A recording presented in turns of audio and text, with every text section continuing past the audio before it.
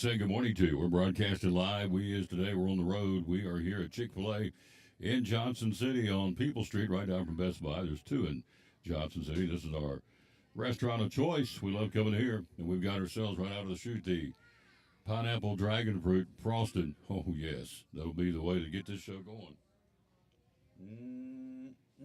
That good stuff right there. So good morning to you. Thanks for being with us. We got lots to talk about. College basketball, NIT had a couple of upsets last night. St. Bonaventure went down. Georgia Tech went down. Got a story on Aaron Rodgers. Nobody wants him right now, apparently. Not a lot of takers for, they call him A-Rod, the 10-time All-Pro. So we'll take a look at that. Also, Major League Baseball, Mr. Baseball will be here, Greg Salyer. Andrew Smith, sports writer, Johnson City Press, joins us coming up here in a few minutes. And also a little bit later on, Penny Hurd from Kingsport Speedway, Concrete Jungle. They're racing this weekend in Kingsport at the Speedway. And also Jeff Birchfield stops by, our NASCAR beat writer from the Johnson City Press and the Tom Daly Sports Show, breaking down what happened last weekend and getting ready to see what's going on this weekend down in Homestead. So lots going on.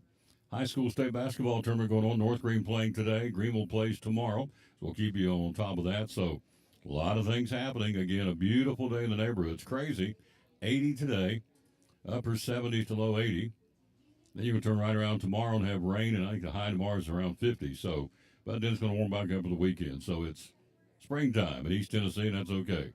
There's no snow, no winter storm warnings, no ice storms, none of that. There may be some light snowfall tomorrow night up in the mountains. We're talking way in the highest elevations, a possible accumulation of a couple of inches of snow tomorrow night in the higher elevations. But down here where we are in the Tri-Cities, it's going to be cold and rainy. That's about it. So there you go. There's your weather forecast in a nutshell. Thanks for being with us. Let's get it cranked up. National Anthem time at the OK Corral. Who's going to do it? Oh, we love playing these different folks. Bring you the National Anthem of the greatest country in the world. And let's see. Let's bring in, here he is, from right here in Johnson City, Mr. T.R. Dunn with the National Anthem on the Tom Daly Sports Show.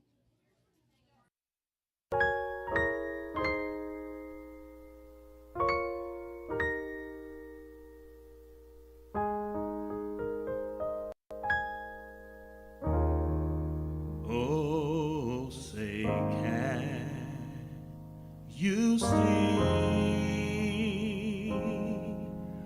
by the dawn's early light what so proudly we hailed at the twilight's last gleaming, whose broad stripes and bright stars through the perilous fight o'er the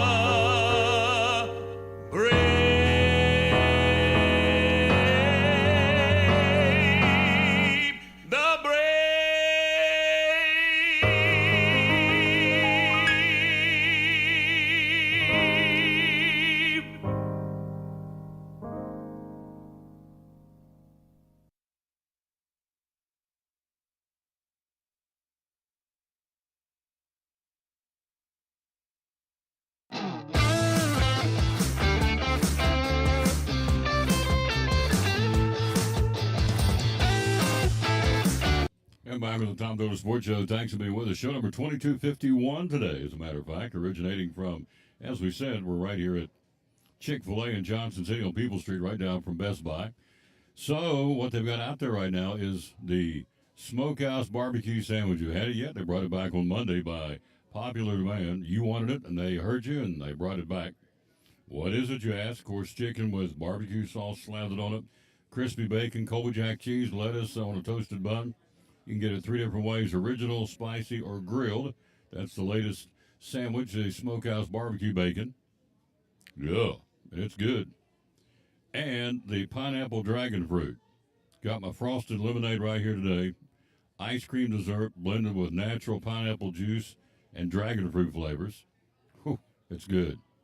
You get it four ways. Pineapple dragon fruit comes with the frosted lemonade, like we said, or just regular lemonade, or iced tea or Sunjoy. That's the four options you have for the pineapple dragon fruit. It's good stuff. We like it. Got one right here to sample and bragging on already because it's the real deal. Every time we go into the Chick-fil-A, be it in Elizabeth or here, what do I get? The pineapple dragon fruit. This is the forerunner, of course. The next one up will be the peach milkshake for the summertime. But for today and for now, it is the pineapple dragon fruit. Good stuff here at Chick-fil-A. Of course, everything else, the regular menu. This is the specialty sandwich right now, the featured sandwich. Smokehouse barbecue bacon. And, as we said, the pineapple dragon fruit. All right, let's take a look. All the hoopla about North Carolina should have been there. Well, I guess they resolved that last night. Put up 95 points against San Diego State. Blew out the Aztecs 95-68. They move on now. And they'll take one Ole Miss. St. Francis, crazy finish. Watched that one last night. You talking about, it was a Hail Mary in basketball. Guy caught on the other end of the floor. Almost like a touchdown where he just went up and got it. He went up and got it and put it up, banked it off the glass. Gave him a lead. Called a timeout. The other team had the ball, came down the floor. The other team being Alabama State. St. Francis. And just a quagmire. Never could get it going what they needed to do. They lost the ball, went off their knee, went out of bounds. Game over. Again, Alabama State moves on. St. Francis out of Pennsylvania losing at 70-68 last night. So the next two coming up tonight, you've got St. Mary's and American. Interesting series. These teams play each other over 70 times now. This is a big rivalry. It's only like 60 miles between the two schools. And so this will be an old-fashioned slobber knocker because normally you play teams that you don't know, and that's not the case here. This is a team you very much know if you're American and Mount St. Mary's tonight. Other side of the ledger, Texas and Xavier, the Musketeers and the Texas Longhorns. Texas has proven in the SEC they can win the big games. They've beaten Texas A&M, they've beaten Kentucky. So they have proven they can play, but then they get really inconsistent. Xavier's kind of running very much hot and cold, so I got to lean towards Texas on this one for tonight's game. And America and Mount St. Mary's have no clue about either one of those teams, but we'll go with the I'm not even sure I'd go. I'm proud to be an American, so we'll go with American. Have no knowledge on those two teams at all. Tom Taylor Sports Show on the road to Chick-fil-A in Johnson City. The Chicago song. In fact, I listened to it the other night. Feeling stronger every day, getting better every day, thanks to the Lingerfeld Drug Center. We'll be there tomorrow, by the way, broadcasting live with the show. And Dr. Stiles, I believe was her name. She worked on me and got me back rolling. So big thank you yesterday to after the baseball game up in the press box, it 5 or 6 people helping us get the equipment down. Thank you. It was very kind. So we're on the mend, and we're proud to give all the praise and glory to the good Lord. So, man, if I haven't learned anything else in the last month, I say this every day, and you may tire of hearing it, but it's the truth. And I got to give credit where credit's due. If I didn't learn anything else in the last 4 weeks, I am not in charge. I think sometimes I am. You just kind of get caught up on the run and going here and going there, and you don't stop and smell the roses. Hello, Amanda Ward, how you doing? But I learned over the last 4 weeks, I'm not, and you're not, and we are not in charge. We are not running our show. We think we are, but we're not. I remember Pastor Fowler told us he was running wide open there for a while, and all of a sudden he got COVID back when it was COVID during that time period. Put him on his back in the dark for 5 days in the hospital. He said, "You talking about getting your attention?" And so it worked for him. It worked for me. The good Lord, He'll get your attention. So there you go. Big thanks again. So we're back on the mend. We're not 100%, but we're well on our way. Hello to Linda Birchfield, Amanda Ward. Thank you for your all's patience, because there was a couple of days we just couldn't do a show. It was hurting, just couldn't do it. So, but we're back. I'm like Arnold. We'll be back. We're back. So, and giving the Lord the credit for it. All right, NIT last night. A couple of upsets. First off, you had a triple overtime thriller. The Chattanooga Moccasins knocking off the 4th seed, the Blue Raiders of Middle Tennessee State in Murfreesboro, 109-103 in triple overtime. So Chattanooga moves on. Middle Tennessee State's gone. The other number 4 seeded team, Georgia Tech, the Yellow Jackets, losing to Jacksonville State, 81-64, and in Kent State beat the 3rd seed at NIT, St. Bonaventure, by 19 last night. So a couple of upsets. Arkansas State beat St. Louis. Oklahoma State beat Wichita State. These are not upsets. Santa Clara blew out Riverside 101-62. And then Stanford beat CSUN. Hello, Mike Rowe. How you doing, sir? Hope you're doing better. Hope you're doing better, sir. And Stanford beat CSUN 87-70. Tonight, first round of the NIT. Last night was first round. This is the second night of the first round. Dayton will be hosting Florida Atlantic. George Mason home to Samford. St. Joseph's home to University of Alabama, Birmingham. Furman travels out of the Southern Conference to North Texas. Bradley, the Braves, hosting North Alabama. SMU, the Mustangs, one of the number 1 seeds. They're home tonight against UNI. University of California, Irvine will be home to Northern Colorado tonight. San Francisco, one of the number 1 seeds, hosting Utah Valley. And Loyola Chicago will play at San Jose State tonight. We'll let you know tomorrow who wins those games. We'll be at Lingerfield Drug tomorrow, broadcasting live. So you look at West Virginia. That's my home state, not my home school. My home school is Marshall. We are Marshall. Love that movie. So, love the university. So West Virginia got kept out or knocked out of the NCAA tournament. So the governor said, this is crazy. We're going to conduct an NCAA probe. We want to probe the NCAA selection committee, blah, blah, blah, blah, blah. Okay, I get that. That's my home state. I understand they got shafted to a point. But North Carolina proved last night, they quieted the critics. Well, they should have. 95-68, that's a blowout. That's a butt whooping. So they proved and made a statement they should be there. And again, the record they had, you go back to who they play. I know the quadrants and all that, but they're 99 out playing in the ACC, which is a pretty tough conference, to say the least. I'm being sarcastic. It's a very tough basketball conference. So North Carolina, whether you liked it or not, got there. West Virginia's governor didn't like it. But they got more problems now in West Virginia. The coach left. So Darian DeFries bolts out of Morgantown to Bloomington, Indiana, leaves to be the head coach in Indiana. Dropped him like a hot tater. Gone. 6-year deal to school. He was only in Morgantown in West Virginia for only 1 year. They brought him in from Drake, very successful Drake. Signed a 5-year deal. Now check this out. Not only did they not get in the tournament, not only did they lose the coach, but West Virginia University got to pay a buyout of $6.15 million to this guy who's leaving after 1 year. His team didn't make it, and they move on, or he moves on to Indiana.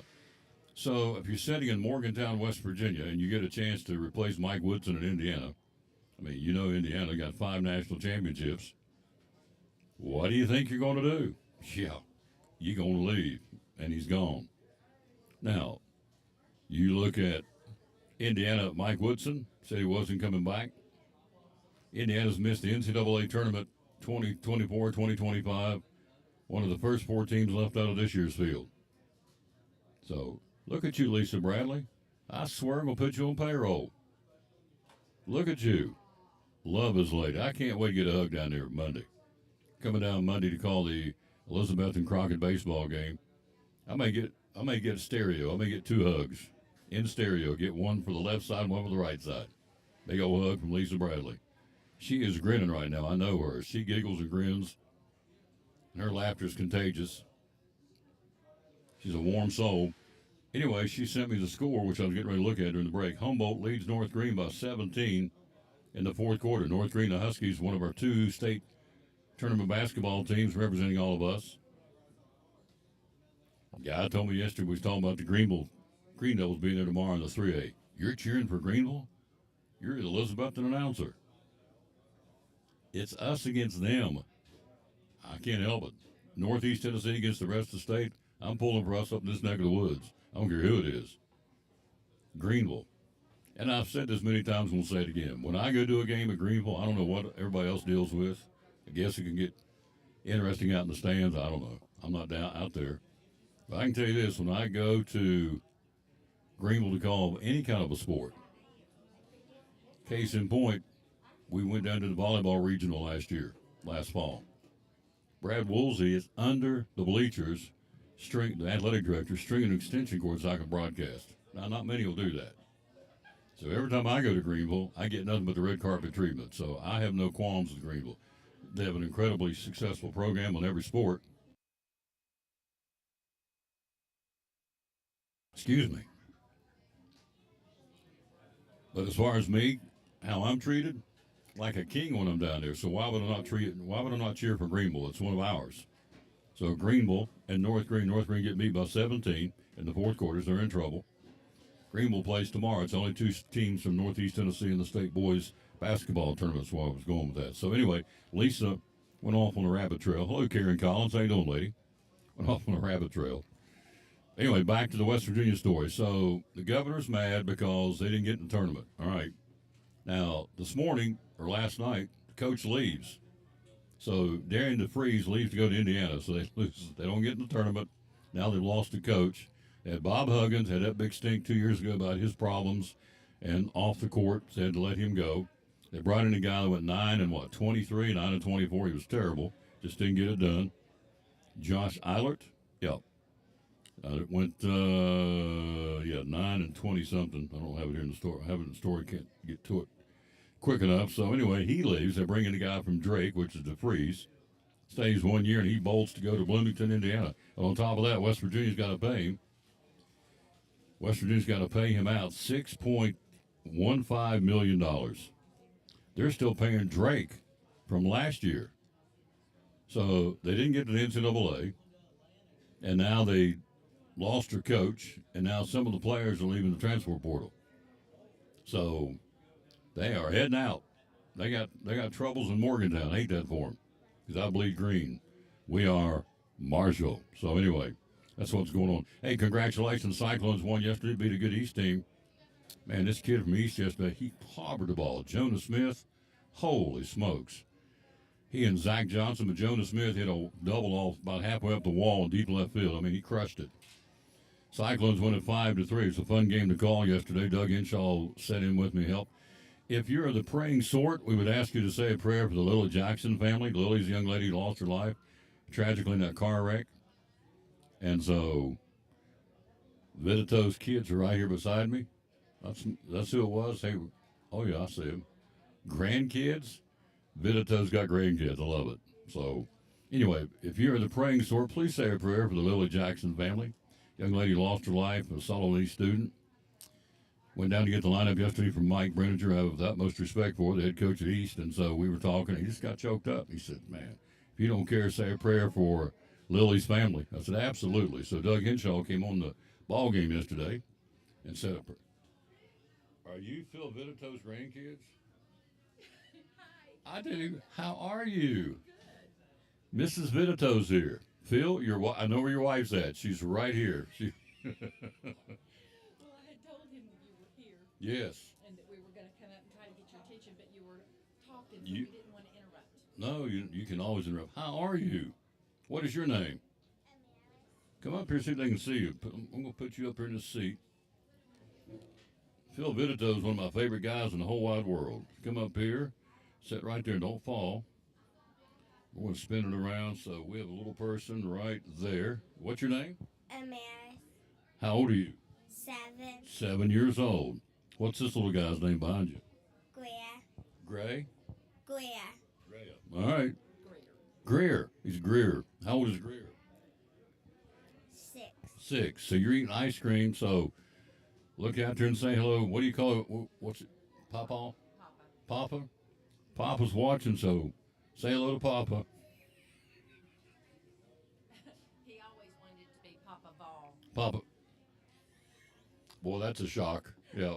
He wanted to be Papa Ball. That's okay. But hello, I'm glad I got to meet you. You are Phil Bitato's from the Trophy Shop granddaughter and grandson, and this is his lovely bride. She deserves a medal right here. See this one right back here?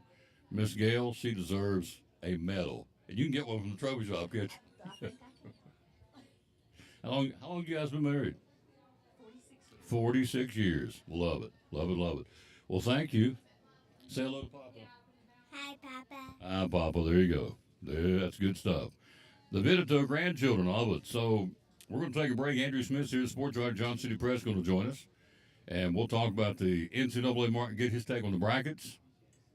Went on a rabbit trail. What was I talking about? So yesterday, Elizabeth beat East 5-3. Jonas Smith hammered one. Lousy mercy. Our player of the game was Rhett Slagle with the Cyclones, and also Alistair Sumner, the freshman, had a big 2-run single for a 9th grader. Big deal. So those are our players of the game. We got a game Friday night. Westridge coming to town. We'll have that for you, 5:15 airtime, 5:30 first pitch. All right, quick break. We'll be right back. This is the trick, folks, right here. What is it called? The Pineapple Dragon Fruit Frosted. Oh, nice. So we'll take a break. We'll see what he thinks. How far can Tennessee go in the big show? They got him in the national championship, or is he in the national championship? We'll see what Mr. Smith thinks, see what his bracket looks like. Take a look at that because we're getting close. Tonight's the other two play-in to get-in games. So we'll see. Xavier in Texas, Longhorns topsy-turvy up and down, but they've had some quality wins in the SEC. Xavier Musketeers, if Texas plays a game, that'll roll over them, I think. The other team, American and Mount St. Mary's, no clue. But I like America. I love this country. It's a good time to drop this in right here. Is this not awesome from his inauguration? Good stuff. Tom Vols to the Elite Eight. That's where I've got him. Don't think they're a national championship caliber team right now. They got exposed Sunday by Florida. Florida's big. Great guard play. Big inside. We don't have an answer inside. We being the Tennessee Volunteers. So, and by the way, East Tennessee State beat the Vols last night 7-6 in baseball. Congratulations to the East Tennessee State Buccaneers. That's a huge win for the program. That'll go a long way in recruiting. If they have any sense at all, they'll say, we beat the #1, the defending national champion. Tony Vitello on the flip side said, we needed that. I love this guy, so we needed it because it's going to wake us up, get us ready for the SEC, and find out. So we've been told how great we are and how good we are, and so we got a little humble pie. They'll get us ready for Alabama this weekend. I like Tony Vitello.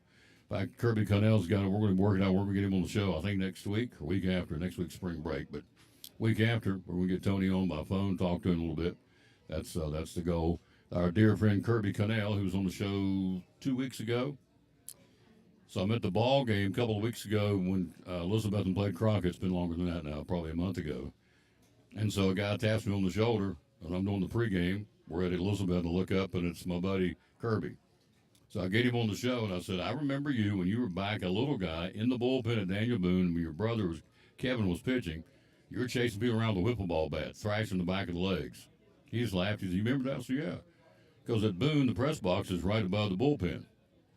So I'm out there calling the game, and I hear these guys down underneath me scream and say, Kirby, get out of here. Kirby, quit hitting us that bat.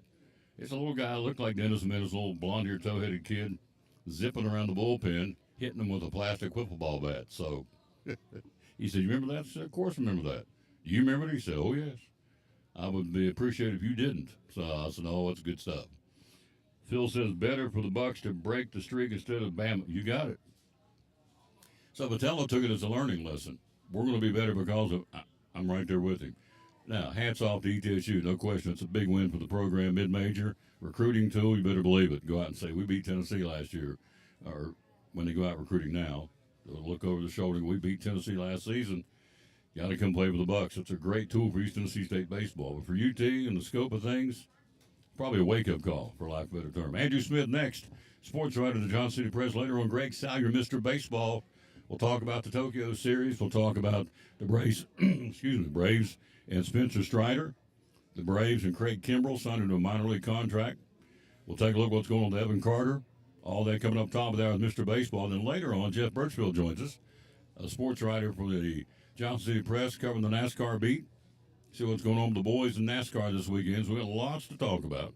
We'll run down all the baseball and softball scores. And last check, North Green losing by 17 in the fourth quarter. Our Northeast Tennessee team, the Huskies, pretty cool. The guys and girls both went to the state tournament this year.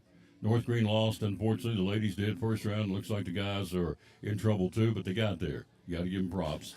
And the other side of the equation, the Greenville Green Devils play tomorrow, and they've got a legitimate shot. This kid Thompson can absolutely play basketball. Tennessee's all over him. He's only a junior. And so, and you know, here's the thing. I'm going to take a break and get Andrew in here. In this day and age with the transfer portal, I have talked to numerous college coaches that have said high school athletes are way down here now. You got transfer portals from other schools. You got JUCO, boom, boom, boom. And the last people they're looking at now are high school basketball players because they would rather have somebody that's already playing, a little bit more older, a little bit more allegedly more mature. Not always the case, and so they would rather have those guys moving from point A to point B than to take a shot on a recruit, a freshman basketball player may not make it homesick, make it hurt, so on and so forth. I say all that to say that Thompson is being looked at virtually every time he plays somewhere. The big boys are in watching him. And so that's how good this guy is. So they are willing, the big schools, to take a chance on Klay Thompson out of Greenville High School. He's only a junior. He's already become the all-time leading scorer of the school's history, which, if you know, Greenville basketball is a very storied program. So this guy's the real deal, and he'll take his team tomorrow into the state tournament. And we'll talk about that with my buddy Smith. All that coming up next. Come back with us. We're live at Chick-fil-A again on People Street in Johnson City, right down from Best Buy. Right back after this from, I guess to be kind of obvious where I'm going with a setup like that. I'll be right back after this from Chick-fil-A. My name is Meredith, and a little thing I love about Chick-fil-A's mac and cheese is the oven-toasted, cheesy top layer. If home had a flavor, it would be Chick-fil-A's mac and cheese. I'm passionate about it.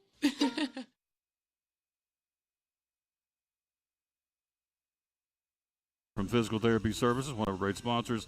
You work with pediatrics at PTS. Tell me about that. I do not. I work with pediatric athletes, but yes, we do pediatric at 1500 in the medical care building. That's when they work with people that they're developmentally delayed, where they're having a hard time walking, crawling, that kind of thing. Also, Down syndrome, autism, all of that. And so they work, PT and OT work in conjunction with each other to help these kids get back to normal life. Something that they treat a lot more than I realized, headaches. A lot of folks come in with headaches and you help them. Tell me about that. Yep. So headaches can come from the neck. It can come from, you can have vertigo and headaches and that kind of thing. So what we do is we do an evaluation, see if we can kind of pinpoint where those headaches are coming from, either refer them out if they need other help from like an ENT or something like that, a migraine specialist, or if we think that we can help them, we'll treat their neck and whatever other issues that they have going along with that. Social media, how do we find you? We have Facebooks for the pediatric and the ortho clinics, and then you can either call us or find me on a sideline somewhere. Dr. Aaron Kaiser, one of our great sponsors with Physical Therapy Services of Cyclone Football and the Tom Taylor Sports Show.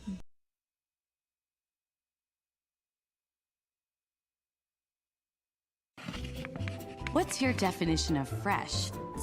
At Food City, ours starts every morning as our certified butchers hand cut everything you see behind the counter fresh that day.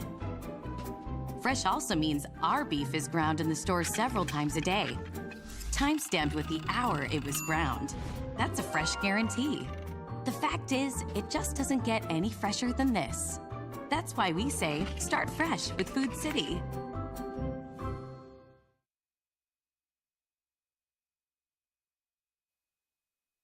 And back in the Tom Taylor Sports Show, thanks for being with us. Joined by our sports writing buddy, Andrew Smith from the Johnson City in shorts. 'Tis the season, I guess. How you doing, Bubba? I'm doing good. I mean, it's supposed to be, up in the 70s today. Trying to enjoy it while I can until it gets back in the 50s tomorrow. Yeah, 50s and rain tomorrow. And even calling for snow tomorrow night in the mountains. So it is what it is. But every day we're on the good side now. Every day is going to get warmer, Days are getting longer. Nights are getting stronger. I think that's a song. But anyway, it's going to get better. Spring is right around the corner. Forsythia is blooming out. The Bradford pears, which is a tree that you see in northeast Tennessee, looks like a big old Q-tip. White Bradford, my hands. White Bradford pears. As we said, the Forsythia, the Easter lilies are up. The crocuses are up. Spring has sprung here in the mountains of East Tennessee. So what we don't want is a deep freeze come along, and because all the trees, in particular the fruit trees, apple trees, and different fruit trees, Unicoi County, it's a big deal to the fruit trees, big cash crop.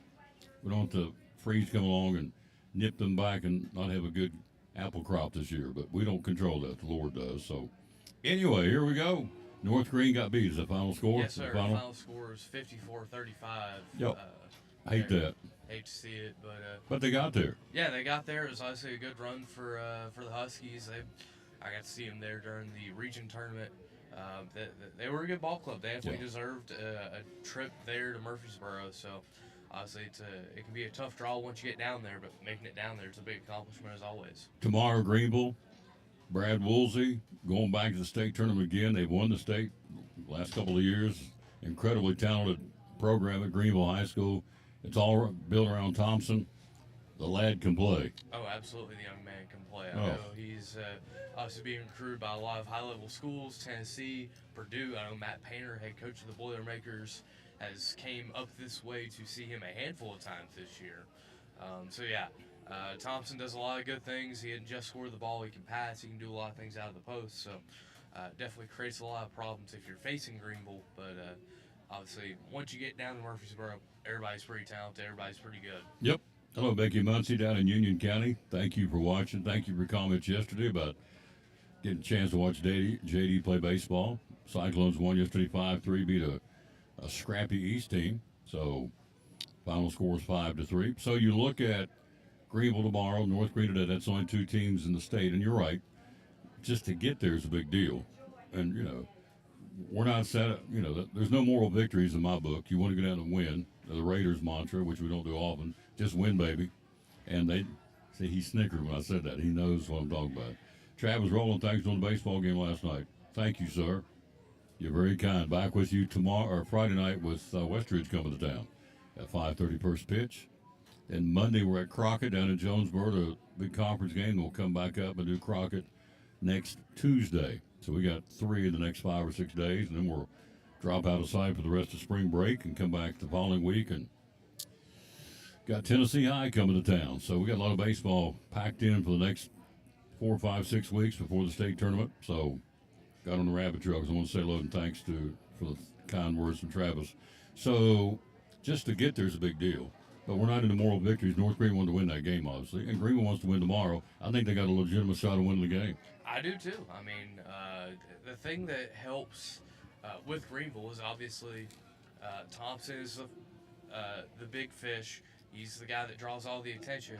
But they have a lot of shooters that surround Trey, and obviously that's a tough thing for a defense to deal with. Is do you want to double Trey and leave open shooters, or do you want to let Trey go one-on-one and let him get his? They're 25-11. I was just checking while you were talking. They're playing Munford, who's 21-10 from the western part of the state. So that's Greenville's assignment tomorrow. Let's see what time they play. I don't have my glasses. I don't have to squint. They play at noon tomorrow in Murfreesboro. So good luck to the Greenville Green Devils. Again, as I said before the break, you're the Cyclone announcer. You're cheering for the Greenville Green Devils? Absolutely. They're down the river. Where's Munford at? Is it here close by? No. It's way over there on the other side of the state. It's us versus them. That's how I take it. So when Elizabethton plays Greenville, yeah, orange and black, here we come. But the rest of the time, I'm cheering for any team. North Green, any team gets down there in any sport representing Northeast Tennessee. I've been down there many, many, many times over the years, and I can promise you, I can tell you this firsthand. When you get to Murfreesboro, a lot of times they go, oh, you're from Northeast Tennessee, like we got the plague. Oh. I think some of those guys down there in Murfreesboro think the state stops in Knoxville. Well, it doesn't. In my humble opinion, this is the best part of the state, Northeast Tennessee. So, yes, I'm for any team in any sport gets down there representing us to bring back a trophy. That's just the way it is. That's the way I'm wired. So, Greenville tomorrow, North Green eliminated today. All right, so all the buzz about North Carolina, what was your take on that? They proved last night They went out and took care of business. They beat San Diego State 95-68. So Tar Heels punched their ticket into the big show. I think they got Ole Miss as the next stop. So There'll be Ole Miss for them. that one and the other game was a crazy finish. Alabama State and St. Francis. So they did you see the end of that one? Oh, I did. What was your take on that? I mean, that is March at its best. You know, it's chaos. It's teams you may not be too familiar with providing great finishes. It was fantastic. And then back on the UNC thing, I'll admit on Sunday when the bracket came out, I was surprised that UNC made it over a West Virginia. I thought West Virginia had a little bit better resume to make it, but you know, I'm not on the committee. They didn't ask my opinion on things, so we just kind of lived with what we got. And UNC certainly took it to the Aztecs last night. Obviously, you hate to see that for San Diego State and their seniors, but you know, UNC, I think they heard a lot the past few days about how they didn't deserve to be in, and I think they took that personally, to quote Michael Jordan. The governor of the state of West Virginia said, we want to look into the NCAA, want to probe into the NCAA selection committee. And I'm thinking, surely to goodness. I'm from West Virginia, that's my home state, but surely to goodness, he's got more to do running that state than worrying about them getting in and not getting into the tournament. To compound things, as I said before you got on the air in your segment, West Virginia lost their coach.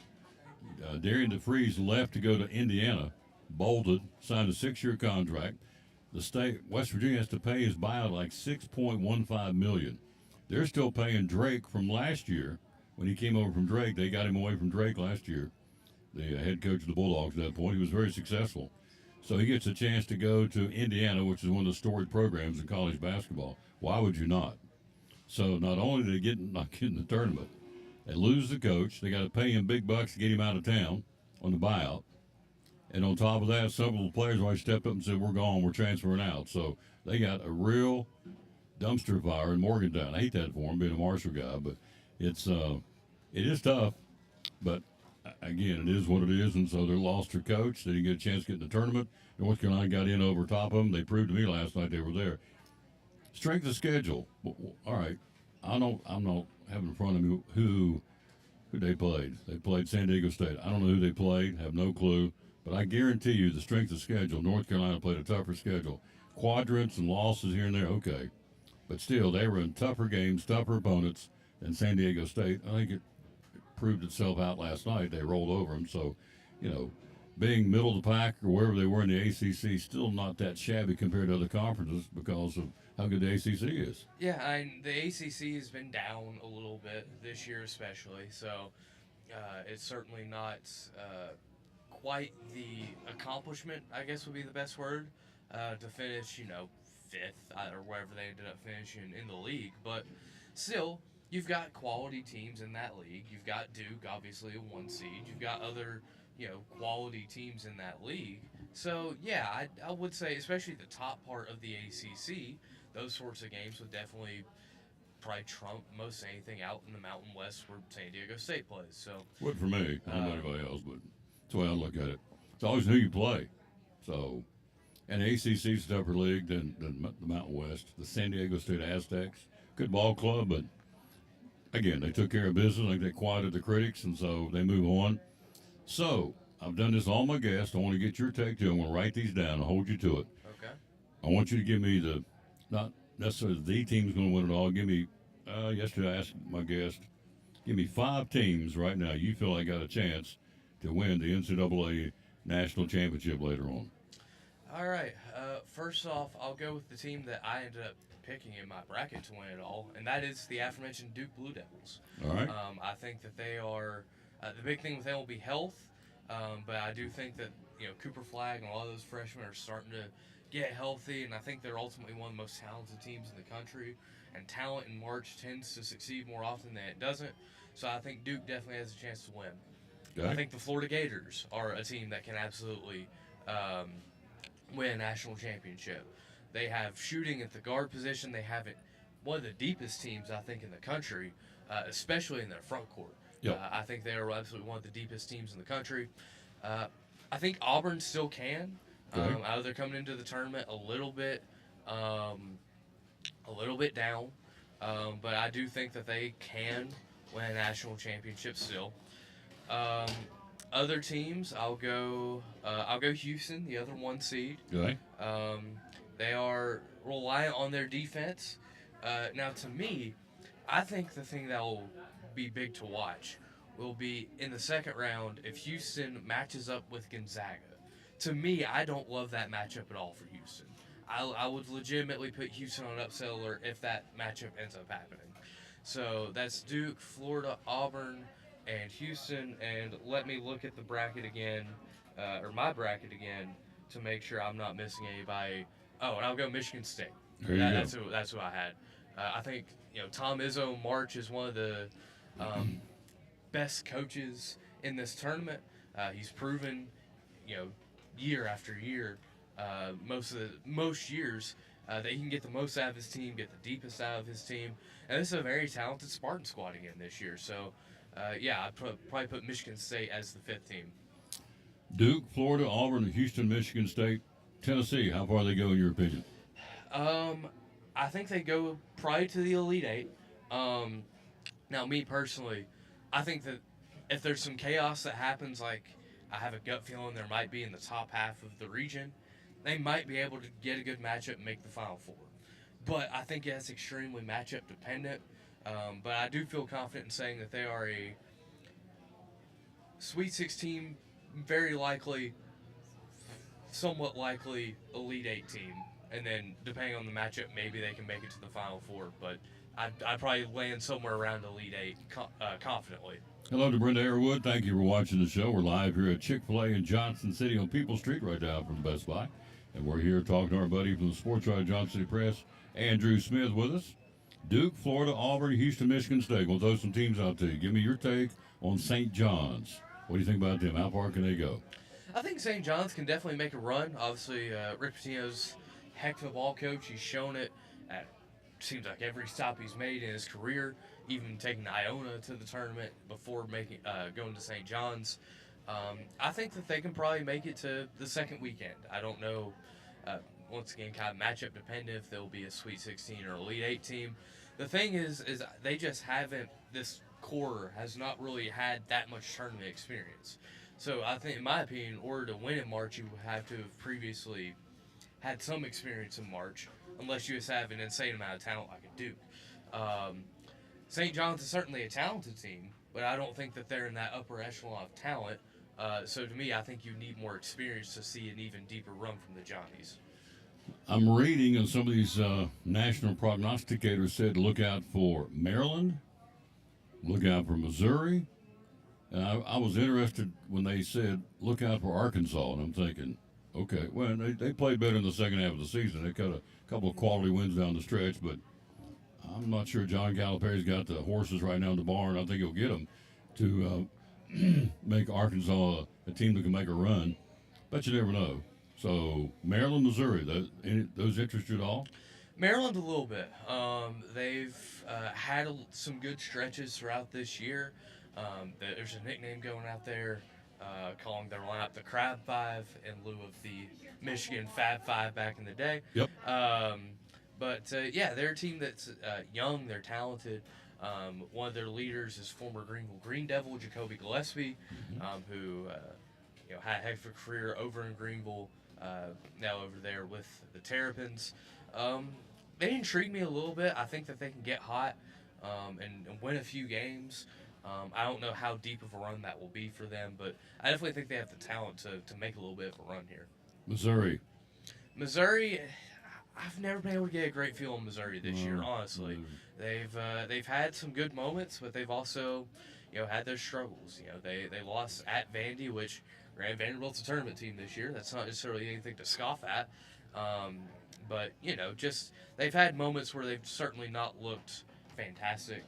Personally, I had them on upset alert against Drake in the first round. I don't know if I'm not necessarily sure that will happen for sure, but I wouldn't be all that shocked if Missouri drops in the first round too. So, very boom or bust kind of feel from what I can tell from Mizzou. As you study the brackets, we're on Andrew Smith, Sports Writer, Johnson City Press. Which number seed is the one that normally gets knocked off? Is it 12? Is it 13? Because I don't have it in front of me. I was reading it the other night, forgot what they said, but it's one of those double-digit numbers. I want to say it's 12. Usually the 12 Yeah, gets upset. the 12-5 is usually the most common upset. Obviously, you can see them. We've even seen 16s beat once now in recent years too. But the 12-5 is certainly probably the biggest upset. Also, I think I saw that by technicality in the past handful of years, can't remember when it dates back to, the 9 is actually beating the 8 more times than the 8's beating the 9 by a considerable amount, actually. But it's hard for me to call that one a straight upset. So if we're going double-digit seeds, I'd probably say the 12-5 is probably the most common. Mr. Baseball joins us coming up. Greg Salyer. Reach there in my satchel and get that bracket out. See it right there. I think that's it. Is that the guys' bracket? Is it the women's bracket? That would be. That would be the men's bracket. Men's bracket. All right. So let's play here a little bit. So you said 5 and 12. So in the South, 5 and 12. Let's see. 5 and 12 is Michigan and UC San Diego. I can see that one happening for sure. You think Michigan can get upset? I think they can. San Diego's really? playing some really good ball right now. All right. 5 and 12 in the East would be Oregon and the Liberty Flames.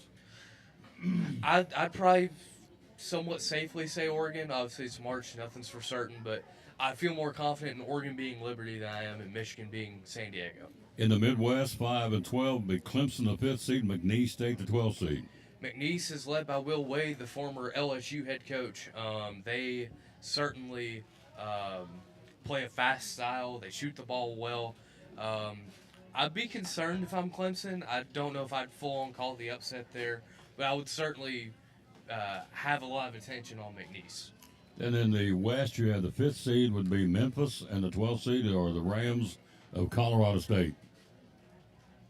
I feel probably the safest in Memphis, honestly, in all of the 4 or 5 12s, which that probably means that they're going to be the only one that gets upset because that's how it works. But going into things, I would say that Memphis is probably the safest on upset alert. Hello, Ann Shepard. How you doing, lady? Thank you for watching the show. She's become a regular, and I appreciate that. So what's the other seed? What was the one you said was usually an upset-minded seed? I mentioned the 9-8, but I don't really know how big of an upset you'd call a 9 versus an 8. Well, I got a few minutes left before we get into the Braves. Let's see. 8th seed in the South is Louisville. 9th seed are the Creighton Blue Jays. I think Louisville's actually a little bit underseeded here, so I like them against Creighton here. In the East, 8th seed is Mississippi State. 9th seed are the Baylor Bears. I'll go Baylor there. I'll go 9 seed over 8. See, I made my bracket the other night I made 3. I made one on colors, picked one on mascots or nicknames. I just went out and did a flat-out, picked one. So, and those, the Creighton Blue Jays and Louisville Cardinals. If you know anything about birds, Blue Jays are bullies. They're mean. They can be mean at times. So I took Creighton to beat Louisville in that particular game. The Baylor Bears and the Mississippi State Bulldogs. I figure a bear will maul a bulldog. Probably, so I went Baylor on that one. Then we get down to the West, number 8 seed UConn, the Huskies, the number 9 seed Oklahoma. Who do you like there? I like UConn there. I don't know. What I have seen of Oklahoma in the regular season was somewhat uninspired, if I'm being perfectly honest. So I don't have a ton of confidence in the Sooners this year. UConn, crazy coach, Dan Hurley, defending national champion, going into the 8th seed. You talking about the underdog, but you're taking UConn to win that one. I'll take UConn there. And on the other side, in the Midwest, 8th seed is Gonzaga, 9th seed is Georgia. Both are Bulldogs. What do you think about that one? I like Gonzaga. I saw a stat that Gonzaga has not missed the Sweet 16 going back to 2015. Every tournament they've made it, and every tournament they've made at least the Sweet 16. So that's part of the reason I have Houston on upset alert if they were to meet in the second round. All right, you're a Braves guy. So Spencer Strider, pretty good work showing on Monday against the Red Sox, struck out 6. Does that make you feel good? Oh, it made me feel fantastic. I have to watch his outing. My main concern was just, is the velocity not going to be too low? I don't need him to be hitting 100, but if he's sitting mid-90s, I'll be fine. He was. Is the breaking stuff still fairly sharp? It was. Yes, it is. Yeah. The numbers of 2 2/3 and filling up the zone, bunch of strikeouts, all that was just icing on top of the cake for me. The other Braves news, they signed Craig Kimbrell to a minor league deal. Is that good, bad, could care less? What do you I'm think? okay with it. I grew up watching Craig Kimbrell come out of the bullpen to shut down games, so there's a little bit of nostalgia there for Craig Kimbrell. But yeah, I think that once he gets ramped up, he'll be a legitimate part of the bullpen. If everybody's healthy, they're not going to ask him to close really any. Raisel Iglesias has it out on lockdown, but yeah, I mean, I think he can legitimately come in, be a 6th, 7th inning type of guy. Yeah, they definitely need a little extra depth in the bullpen, so I don't hate it. It all starts a week from tomorrow, folks. Major League Baseball, of course, the Tokyo series is done. Dodgers swept the Cubbies, and we'll talk about that coming up. But Major League Baseball starts for everybody else next Thursday and Friday, so it's right here upon us. Hello, Wanda Jones, by the way. How you doing, lady? And Brenda Arrowwood. Thank you all for watching the show. So we're here live at Chick-fil-A. Andrew Smith, what are you working on right now? Let's see here.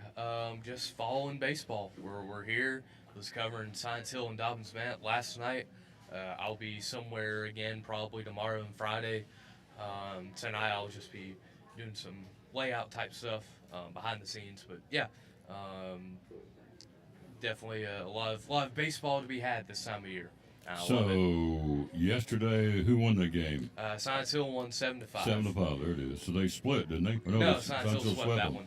They swept both games against DB. That's huge for the Hilltoppers. You also had Crockett doubling up Unicoi County 4-2. Chucky Doak shut out or doubled up West Green 4-2. Again, we told you Elizabeth in the game we did. They defeated East 5-3. Let's see here. Tennessee High defeats Lebanon, Virginia 7-2. So that's what we've got here for baseball. On my glasses, but I think that's all I got them all. So softball yesterday, you had Crockett beat Tennessee High 1-0. That's the only one we got there for the baseball. So for the softball. So anyway, he is busy. We're busy. He's gonna get himself something to eat.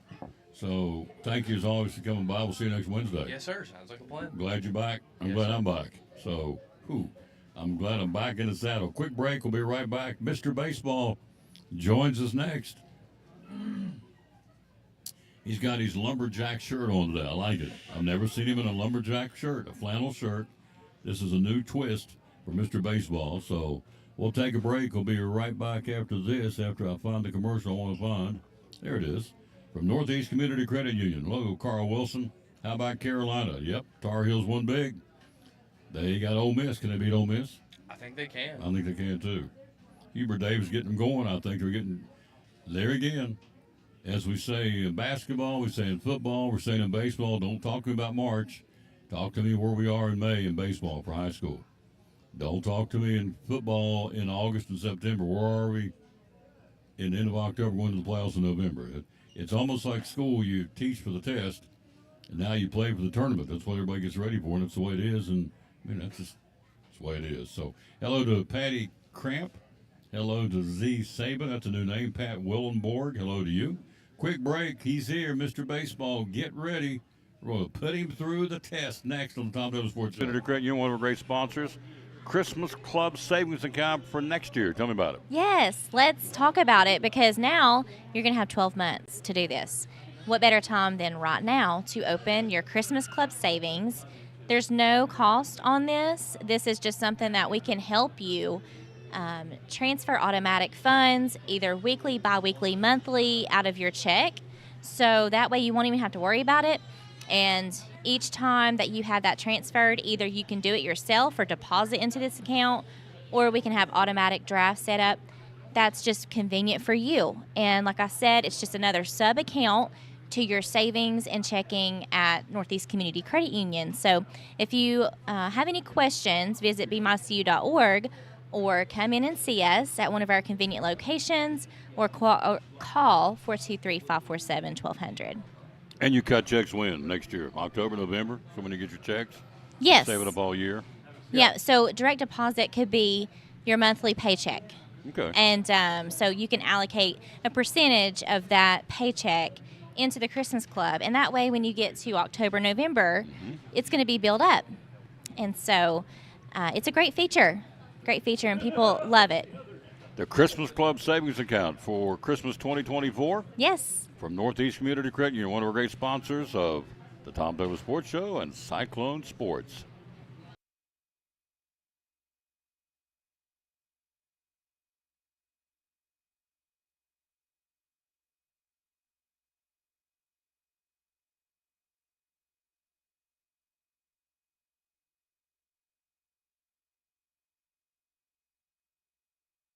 Is a 3-story antique mall, huge. We have like over 50,000 square feet and over 50 different vendors, all kind of with their own little niche. It sort of feels like walking back into the past. Amen. You can see things from all decades. We have glassware and kitchen things, and then we also have tools and jars and bottles and lots of sports memorabilia, even the local Elizabethton. Some of the local guys who were here, Jason Witten, there's some of his cards and different items in there as well. Hours you're open at Duck Crossing? We're open 11 to 5:30 Monday through Friday, and then 10 to 6 on Saturdays. We stay open later whenever they have the car shows on Saturday nights or for the First Friday events. Yep. Social media, how do we find you? We are on Facebook at Duck Crossing Elizabethton, and then on Instagram we are Duck Crossing Antiques. Yep. One of our sponsors is Cyclone Sports. Got to check them out. I buy stuff there all the time. Misty Counts and the good folks at Duck Crossing Antique Mall in downtown Elizabethton.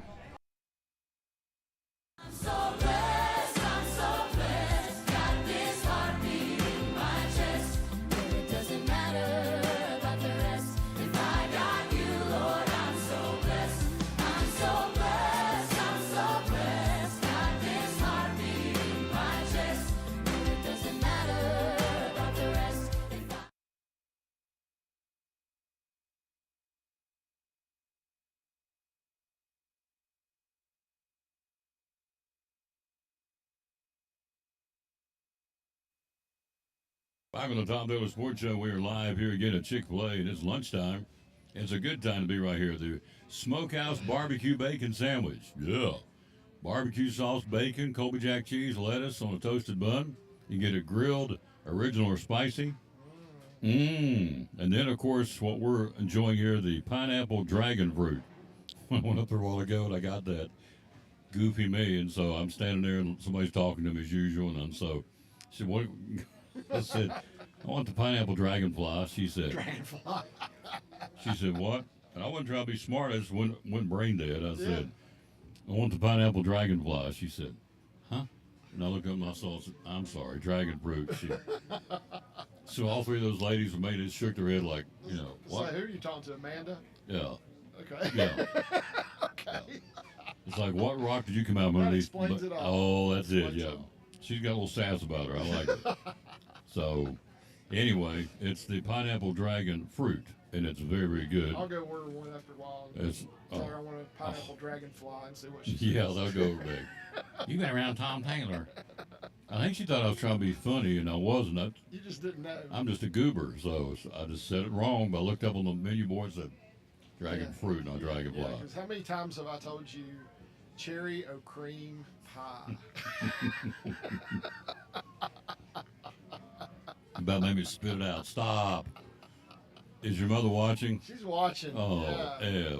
I was on a cherry fix for 3 days. There was 842 cherries on top of that thing. It was awesome. So, cherry o' cream pie. Mama mia, it was good. Yeah, made by stuff. his mother. It's good stuff. I begged and pleaded on the air, and I got one. So it was kind of like we was doing a drug deal when you got it. We met in a parking lot. You pull up, and you said, I said, it's like Cheech and Chong. Hello, man, we're making a drug deal. Yeah. So he hands me this pie through the window. It was dark. I did. It was dark, spitting down rain. We're the only cars in the parking lot. Can you imagine if the police had pulled in and said, boys, what we got going on here? Yeah. Well, I've got a cherry cream pie. Would you like to have a piece? So, this is what we're doing. So that might have got you out of it. Oh, absolutely. If I gave him a piece of that cherry cream pie, he'd have said, boys, that's good stuff there. I said, that's why we're meeting in the parking lot, making that swap in the dark and light rain falling. So Anyway, thank you, Ev. Very sweet. I will begin. Let's see. What is it? This is March. Oh, I'll give you a break to about October, and we'll start hammering you in for the holidays for another Cheerio cream pie. Oh, it was good. Oh, goodness gracious. All right, Mr. Baseball's here. Here we go. Got lots to cover. We start in Tokyo. Mr. Otani was on. He was. Mr. Tommy Edman was on. Got the first home run. Otani cranked one out. Yeah. Justin Steele didn't look too good for the Cubs. No, he got lit up. Yeah, he did. Cubs got swept. Doesn't matter. It does because those count. I mean, Yeah, they do count. it may come back into the season. It could be, very pivotal games. See how it shakes out for the year. But the Dodgers look pretty strong. They did. Without Freeman, without Betts. Yeah, they did.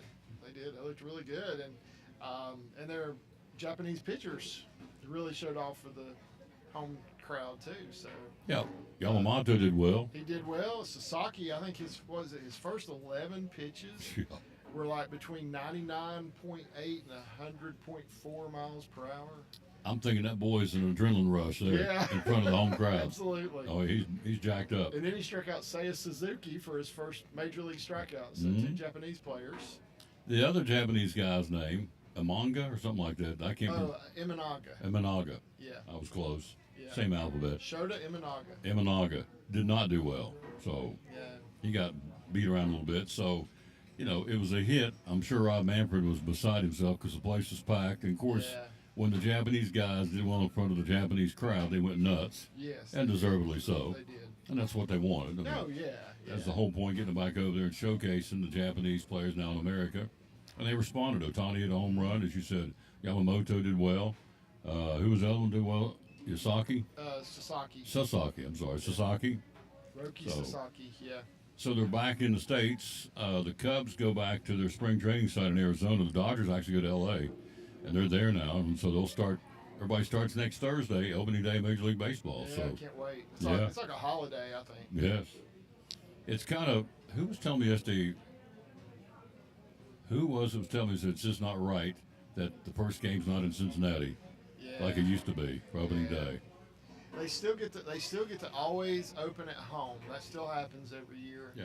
And so they get to have opening day at home every year, but it's not always the first game anymore. So Jeff Beverly, he's the one who's telling me, I said, man, it's just not right. The Reds aren't the first team starting Major League Baseball like it used to be. I said, there's a lot of things ain't like it used to be. So yeah, that all started, when ESPN started that Sunday night game, and they did that before. I think the season was starting on Monday that year or something, and ESPN played that Sunday night game, and it wasn't the Reds, and so that kind of put me into all that. Yeah. I said, it's not really that. They just get to open at home every year, but it kind of was that. it was that, absolutely. Yeah. Hello to Janie Chester. Hello to Cindy Williams and Donna Kay and R.J. Stanton and Pat Willenborg and Jackie Kneifel. Doesn't sound right.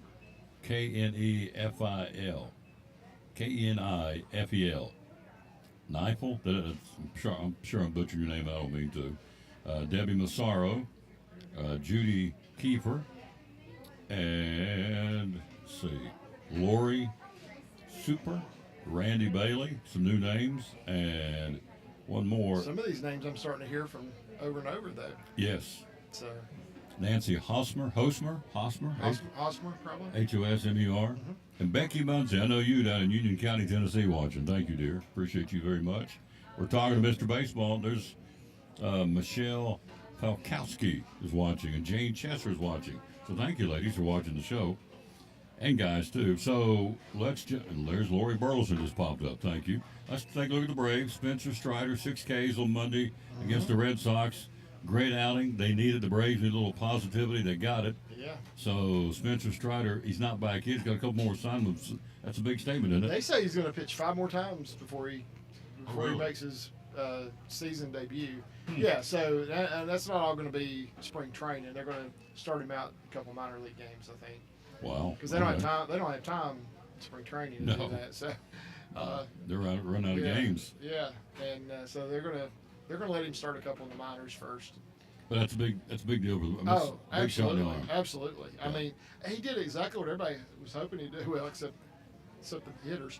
But I mean, everybody was hoping he would come back strong, and he did.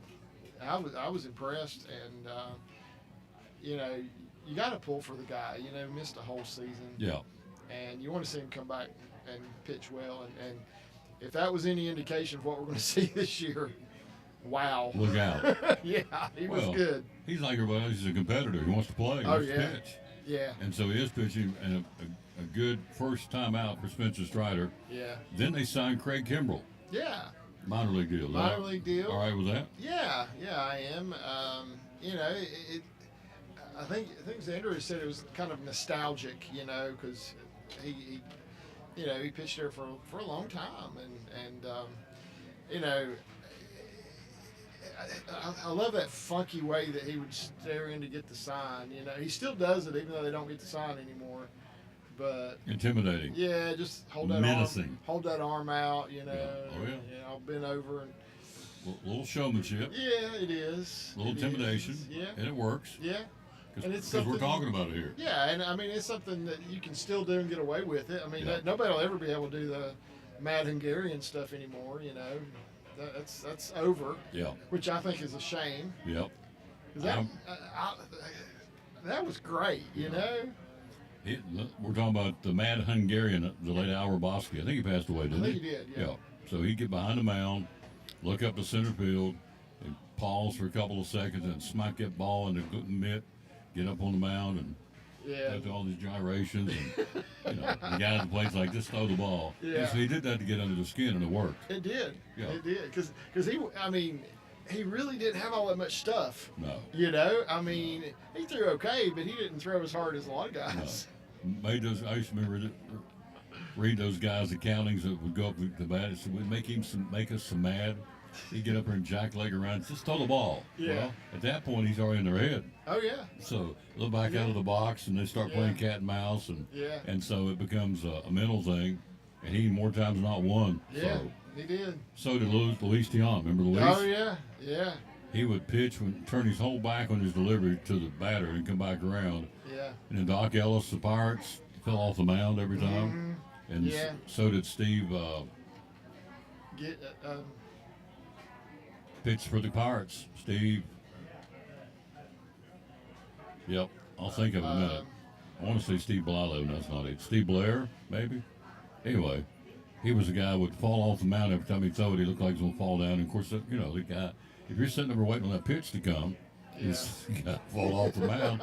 You take your eye off the pitcher, off the pitch coming and watch it fall down. Yeah, you would. So that'll drive me nuts. So I have to look it up. Steve somebody. So anyway, that's those days are gone. Craig Kimbrell back with the Braves.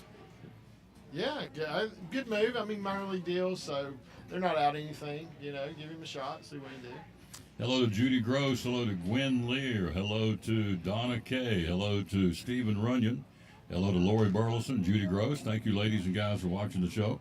We're talking to Mr. Baseball. The Rangers need pitchers, and when I got Patrick Corbin, is that a good one? Yeah, so Patrick Corbin is an interesting pitcher to me because he's a left-hander, and so that everybody likes a left-hander, or you hate a left-hander, one or the other, But he's a guy that has had some great success. And then it's kind of like he fell off the wagon, and forgot how to pitch for a while. Yeah. And then he figured it out again. Came back, yeah. Yeah. So, so with this guy, you kind of don't know what you're getting. But I like the idea that they're giving him a chance. Yeah. Let him go out there and see what he can do. They need some arms. They do. Evan Carter's being platooned. He's batting 200, having a tough spring training right now. But they've got Langford back, who's beating the cover off the ball. They got Garcia out in the outfield. They've got Taveras out there. So they're trying to figure out who's going to be the starting three next week when the Rangers break camp and open up for a major league season. I sure hope it's Evan Carter. Yeah, I'm almost thinking Langford's going to be the DH more than he's. I think so. I think so. Maybe not, but I think so. Well, he played center field last night. I watched some highlights. He can cover a lot of ground, Evan Carter. Yeah. He can fly. Yeah, he can get that ball. So defensively, he's probably your guy in center field. Well, he's got to be cranking up the plate, and hopefully he'll do that. Yeah. So, but anyway, the Rangers pick up Patrick Corbin. Everybody starts next Thursday, so next Wednesday will be the day before the first day. We'll be all excited. You'll be gaga. Everybody will know the rosters. Yep. On Wednesday night.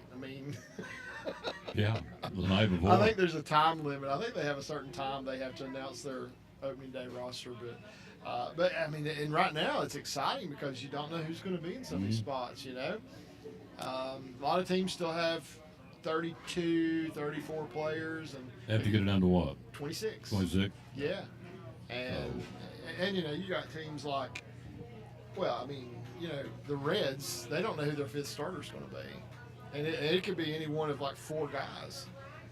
I read a story about Mayo, kid from Baltimore. He's been in AAA, and so he just found out he's going back down to start the season. He's very disappointed. Yeah. He said, "What more do I need to show him?" Well, I guess you didn't do enough. Brandon Hyde said, "Look, that's the problem with a good baseball team. We got a lot of good guys up here, so that's just kind of part of it." Yeah. I'd rather be sent down than be cut. So yeah, absolutely. I'll play AAA and see what's going to happen because you never know what's going to next man up. So everybody's kind of fine tuning their rosters and getting ready for the start of the Major League season next Thursday. But the Cubs and Dodgers games, those counted. Those counted. So the Cubbies are 0-2 and the Dodgers are 2-0. Well, that's a surprise. The Dodgers. I know, right? That's without Betts and Freddie Freeman. I know. They still beat the cover off the ball over there. So it's scary how good they are. Did you see who was at the game this morning? Look what Becky Muncy just sent me. What did Becky Muncy just send you? Steve Blass. That's what it was. Steve Blass. That's right. Okay, I remember him. Thank you, Becky Muncy. I remember him, yeah. Yeah, he would throw and he'd fall off the mound. He would, yeah. Oh, yeah? Yeah, you're right. Yeah, So, I remember that. So, I fell off the mound once.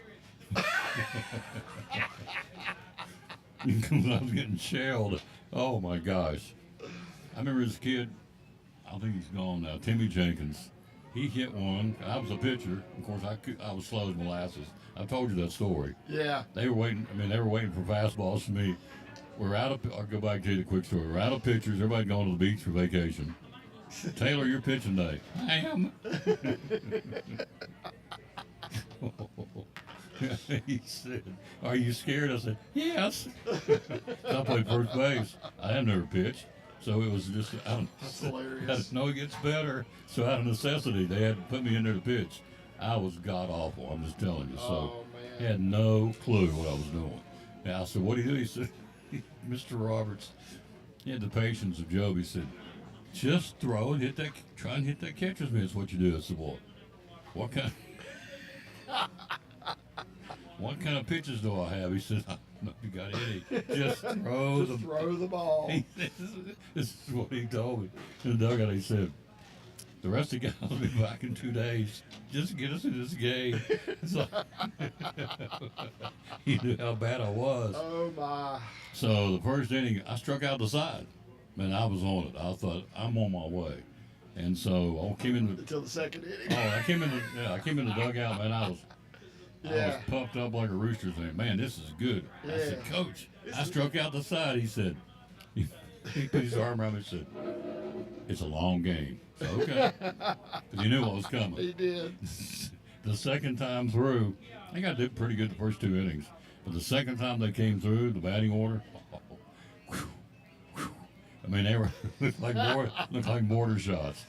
So pitches were so slow the first time they couldn't slow their batting speed down enough. I mean, they're looking for an 80, they're getting about a 25 come in. I mean, it's like that one boy, he swung in the first inning. He's still spinning. He was so far out in front of the pitch. So the second time through, he waited on it. Yeah. Oh, it must look like a pumpkin coming in. He said, "Wait on that thing," and he hit it. So anyway, in the 4th inning, I remember this like it was yesterday. 4th inning, I'm pitching one, let it rip, and old Timmy Jenkins, he hit it so hard back up the middle. I just dove into the dirt off the pitch to avoid being hit. Escape injury. Yeah. Oh my. Mr. Roberts, who never got mad. I looked over the dugout, and that was Preston was awesome. Man, that was close. He said, "Heavens to Betsy." So that was my one and only pitching assignment in Little League Baseball. Wow. It was terrible. So you looked like Bill Lee throwing that eephus pitch to Tony Perez in the World Series, right? Oh, me oh my. I still wonder what he was thinking. But yeah. So, needless to say, Mr. Roberts is glad all the boys came back from the beach. Put me back at first base. Never again. I never got a chance to pitch, so. Well, and those story to that, too. He said, go down to the bullpen and warm up. Well, how many pitches do I throw? Till you get your arm ready? I've never pissed him off. I don't know what to do. I walked up, I found about 10 pitches. I said, Mr. Roberts, my arm's sore. I can't throw anymore. He said, you're supposed to throw more than 10. Anyway, my first and only starting pitching assignment was a disaster. But you don't throw your first one as hard as you can throw it. Put all your yayas in that first pitch. Oh, Lord, I should write a book. You should. Oh, the stupid stuff I've done. Anyway, I wouldn't. I'll write the foreword to it. Yeah. You just say, he ain't got a clue. Craig Salyer. Yeah, that's all I have to say. Oh, he ain't got a clue. Yeah. All right. Dedicated to Mr. Roberts. To Mr. Roberts. What a kind soul. He just looked at me with heavens to Betsy. Like, what have I done? Putting that boy out there on the mound. What have I done? Yeah. Anyway, good stuff. What do you want to leave us with today, sir? So, we were talking about the Japanese series, and did you see who was at the game this morning? 84-year-old Sadahara O was at the game. Oh, really? Yeah.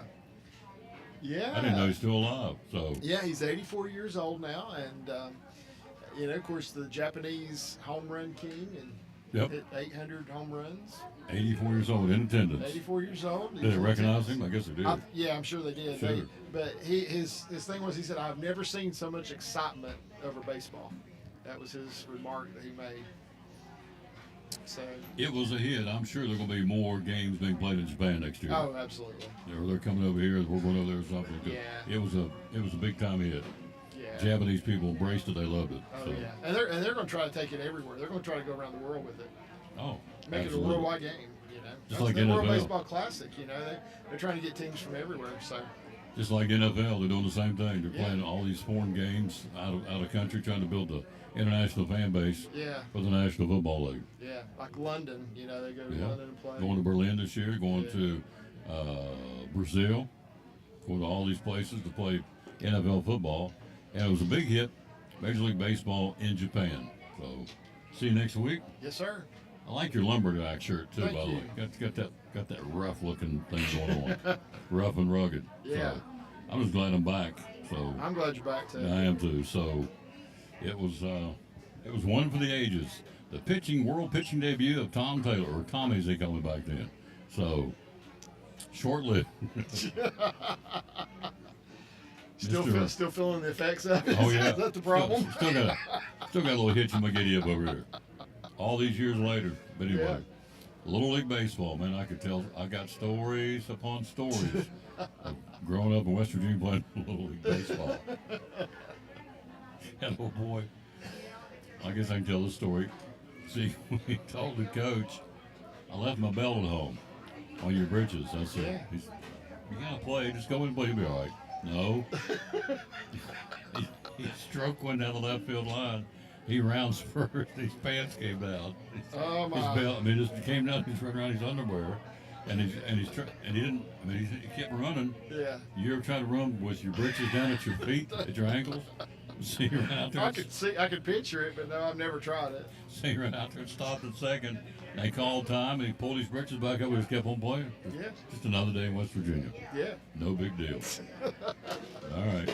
See you next Wednesday. All right. We'll take a break. We'll be right back. We're going talking the concrete jungle. Penny Hurd joins us next on the Tom Taylor Sports Show. This is Pastor Mark Fowler. We want to invite you to be with us at Pleasant Beach Baptist Church sometime soon. And we're thankful for what God is doing, and we've had visitors almost every week. We have so many people that God is using His Word to accomplish a work in their life. And we want you to come. Now, I think about our society today, and there's a lot of talk about the negative aspects and generations and what's missing and what we're going to do and how do we face this social issue and how do we face that social issue, and that is always the buzz, and if we're not careful we talk like God doesn't have an answer. 2 Timothy chapter 3 we looked at the other night together in our church, and it reminds us that yes, in the last days there's going to be some difficult things come, dangerous times, but the antidote is always God's Word. And so what we're trying to do is to provide Bible answers for today's tough questions. And we're building Believers by the Book. So we want your family to come. We're thankful to have a Sunday school hour and a junior church and master clubs and a youth group and all those things going on. But what we're trying to accomplish is to get the Word of God into the hearts and minds of God's people.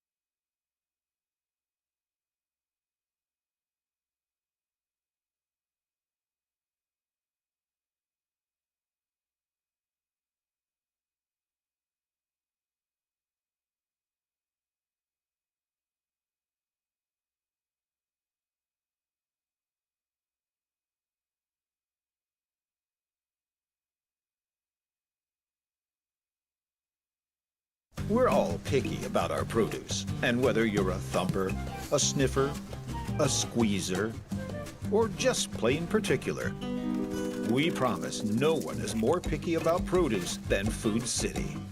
That's why we're introducing our Picky Promise. Whether it's from farms down the road or tropical produce from the ends of the earth, we guarantee it's fresh or we'll replace it. You see, we're picky about produce, so you don't have to be. And back with the Tom Douglas Sports Show. Penny will be here in just a minute when we get her on. It is lunchtime. It's loud in here. We like it. Hello to Beverly Emery. Hello to, that's a new name. Angela Passetti. Hello to you, lady. Bruce Nilsson, Tim Nesbitt, Becky Muncie. She helped me out. The pitcher, couldn't remember his name, is Steve Blass. Tammy Rittenauer. Hello to you, lady. Clint Ruggles, and one more, Barbara Wise. Thank you all. We're joined by our buddy Jeff Birchfield, NASCAR beat writer with the Johnson City Press, and getting ready to go interview probably a real happy coach, the head coach of the East Tennessee State Buccaneer baseball team. Beat UT last night. That's big. Yeah, huge for the Bucks. But I sort of had both worlds intertwined. I was riding back with the Bristol Motor Speedway group from Charlotte, and we were watching ETSU beat Tennessee. But unfortunately for us as a paper and print, it went extra innings past our deadline, but we'll have a nice follow-up for tomorrow. Like I said, supposed to talk to Coach Panucci and really, thrilled for those guys. I mean, what a great win to beat the number one team in the country. I would think from a recruiting standpoint it is huge because now they can go out to recruit and say, you need to come play baseball for us. We beat Tennessee last year, the defending national champ. And they did, beat them fair and square. So you're going to go talk to that coach. So we got you for a few minutes. So what's going on in NASCAR? It was the Christopher Bell show. He cooled off last week, and Josh Berry, that's a big deal to win for Wood Brothers, isn't it? It's a huge deal to win for the Wood Brothers. That's good for the sport, a good weekend, I feel like, because you had Spire Motorsports with Michael McDowell win the pole for the race. You had the Wood Brothers win, so it's not just your same Hendrick, Penske, Gibbs, winning. You had, some little bit of variety right there. When I saw that, I thought of Alan Kowicki, the guy that was kind of an underdog, and he kind of came out of nowhere and won, and one of the little guys in the sport as far as the teams. Obviously, a very good driver, the late Alan Kowicki. But so Josh Berry. So when you win, even at this point of the season, you're in. I mean, you're in, aren't you? As far as the as playoffs. Far as playoffs. I mean, unless you'd end up having more winners, which is always very unlikely. More than the 16, but. Now, the one cool thing with Josh Berry, too, and the Wood Brothers, I mean, you're talking about the history of the sport. I mean, they go all the way back to, they had like a big tree in the backyard that they used to change, the engines out of the cars back in the early days of NASCAR and all. So. Wow. You talking about the Wood Brothers? Yeah, the Wood Brothers. So that's when they were based up in Stuart, Virginia. Of course, they've had a shop down in the Charlotte area next to the Speedway there for several years now, but. The 101st win for the Wood Brothers. Josh Berry, big win, puts them into the playoffs, and that's huge. And so, they want to build on that. I mean, obviously, they're in so they can kind of take a big sigh of relief because they're in the playoffs. But now you want to try and win multiple times and keep tweaking and keep getting better every week and see if you can build on that, right? Yeah, definitely. You definitely want to do that. And, of course, got Homestead coming up this weekend, which is a track that even though it's a mile and a half, you actually have a few of the same characteristics you have with Bristol. I mean, they can run multiple grooves there and race all over the track. And also, I mean, it makes it interesting, So you were with the Bristol group yesterday? With the Bristol group yesterday, and we actually were at Charlotte Motor Speedway. So interviewed Ryan Blaney was in today's paper. Have interviews with William Byron, with Sheldon Creed from the Xfinity Series, and Austin Hill. Talked to him last week in Bristol, and then also got coming up Chase Briscoe. And Chase Briscoe's a huge Cincinnati Reds fan, which Greg Salyer appreciate, and he actually got to go spring training camp with the Reds. And I reckon Chase was a really good baseball player in high school, from what they were saying. Chase Briscoe was? Yeah, he was a catcher and a third baseman. Cool. Now he's a NASCAR driver. So the Reds and the Braves are coming to Bristol Motor Speedway. If you don't know that, they are. They're going to play a Major League Baseball game in Bristol Motor Speedway. You've seen the layout. It's pretty cool, isn't it? That is a really cool layout. I mean, I'm really interested. I think it'll be a better thing for spectators at Bristol than, say, the Battle at Bristol football game was. Yeah, because you'll be down closer. So they are taking, I think it's in turn, if I looked at it right, turn 2 is where home plate's going to be.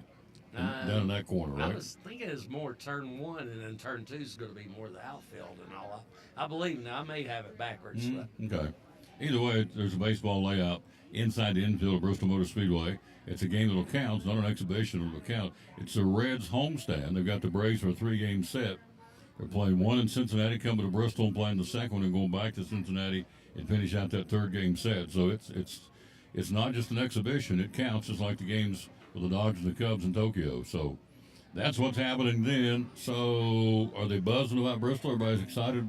They're in there next month, isn't it? Yeah, everybody seems to be excited, and I think big question is obviously the tires. We had the tires come apart last spring, which I thought made a fantastic race. Of course, the drivers liked it in September when the tires, they didn't really have to hardly pit for tires at all, but for the fans, that made a boring race where Kyle Larson was out front for so long. But hopefully, they get it somewhere with Goodyear in the middle and what they spray on the track, whether it's the resin or the PJ1, stuff that they spray down there at the bottom of the turn, where, you still have the good side-by-side racing, have plenty of competition, and have some tire fall off, but not to the extreme, like we had last spring. We've had how many races now? 5, is that right? 5 on the season, is that correct? Yeah. Yeah, so 5 races in. Give me 3 guys that you figure are doing exactly what you thought they were doing, having a good year, and give me 3 guys that are struggling right now. Well, I guess the 3 guys having a good year, obviously, I'll just go to the 2 most obvious ones are William Byron, who won the Daytona 500, his second one in a row, and Christopher Bell. Those guys are going to be, true championship contenders. See how Greg's got us a layout there of the. So that is there. turn 2, isn't it? Turn 2's in center field, looks like. Yeah, center field. Yeah, and that'd be. So it's turn over. 4. That's 4, and that's 1, that's 2, and that's 3, right? Well, let's see. Yeah. We're looking at a picture of the field. Yeah, it's more like start-finish line, looks like, and It's over here. yeah, start-finish line, and then center field's more like turn 2 right there. You'd think I'd know after looking at that a million times. But. So it's turn 4 is where the home plate is. The start-finish line's down the first base line, right? Yeah. Yeah. Okay. So anyway, tickets are on sale. Thank you, Mr. Salyer, Mr. Lumberjack shirt. So I like his shirt. He's got me a little lumberjack going on. So anyway, baseball's coming to Bristol. So let's go back to the 3 guys having Christopher Bell, obviously. Yeah, William Byron. Who's your third one? And I guess, he's not won yet, but I mean, Kyle Larson seems to be strong every week. So, and that's one thing we did yesterday at our tour, too. We went to Hendrick Motorsports. So really neat to see behind the scenes there. So Larson announces he's going to run all 3 races next month. Yeah, Bristol. I mean, that's the big storyline. Can he match what Kyle Busch did earlier, in 2010 and 2017 and win all 3 races? Of course, I think he's doing the same thing this week in Homestead, so he'll definitely be a contender there. He always runs well at that track. Becky says she misses her favorite driver, Mark Martin. So Mark was a good interview. Always liked talking to Mark Martin. Yeah, Mark was actually in Darlington yesterday. He and Richard Petty, they were doing like a special announcement down there. That's awesome. So the three guys, I know you got to get going. The three guys that aren't doing well, who would those be? Let's see, three guys not doing well. Austin Dillon. Well, yeah, that's who first one popped into my mind, actually.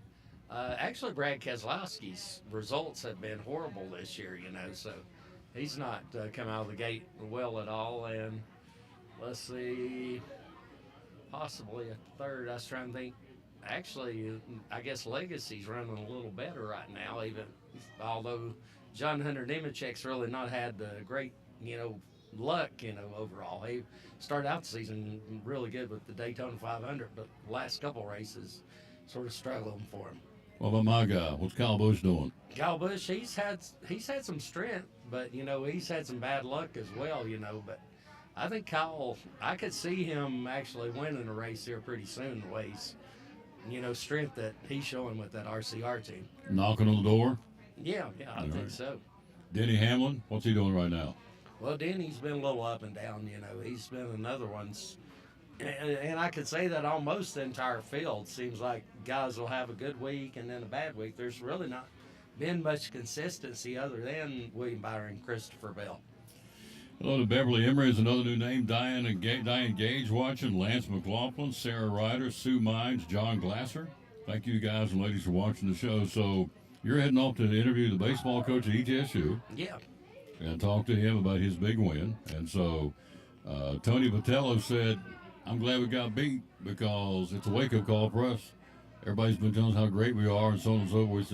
It's a wake-up call. Makes us get a little bit more prepared for Alabama this weekend. Yeah, and then, of course, for ETSU, such a huge win.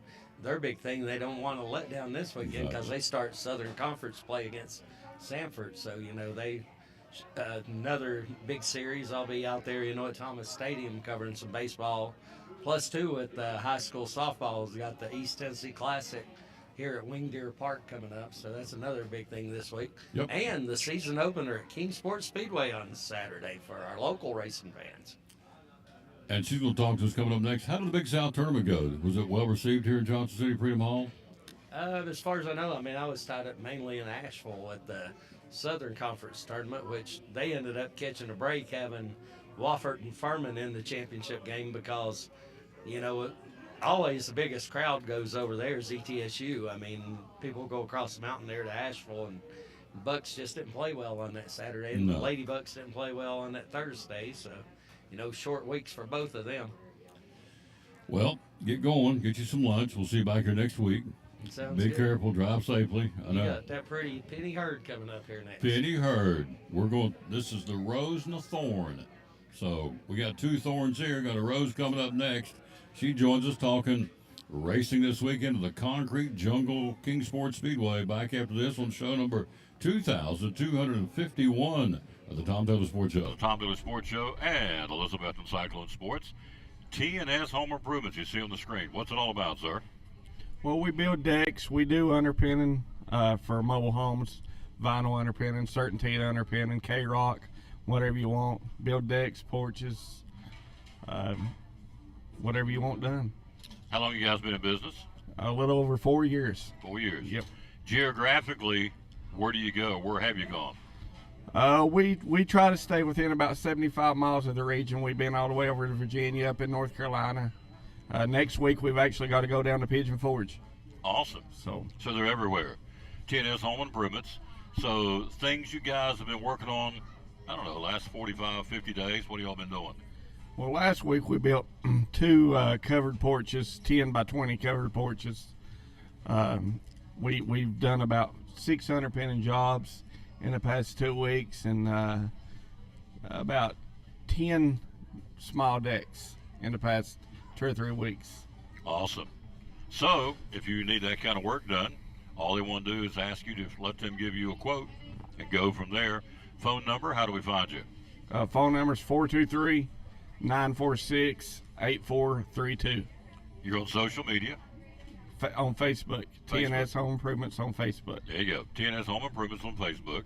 And they'll go, as you heard with the sound of our voice, probably 50, 60, 75 miles any radius of where we're sitting here in the Tri-Cities. And so there's a lot of them out there, home improvement companies. What do you feel like separates you from everybody else? Well, for one, I feel like we're good on pricing, and everything we do for you, we do it like we're doing it for ourselves. So our greatest concern is customer satisfaction. There you go, folks.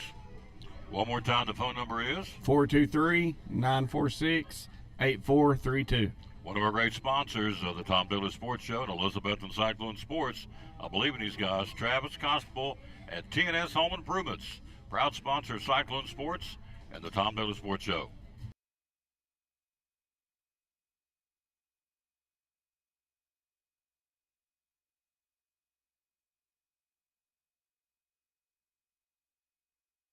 Hey, it's your girl Mayani. A little thing that I love about the Chick-fil-A Cobb salad is the chicken. Literally, the nuggets, they smack. When you put those nuggets in the salad, it just brings the salad to life. I'll give it a 10 out of 10. Hi, I'm Jasmine. And a little thing I love about the Chick-fil-A market salad is that the chicken is super juicy and the apples can be a little tangy, also a little sweet as well. So there's just a ton of different flavors. It's just so good.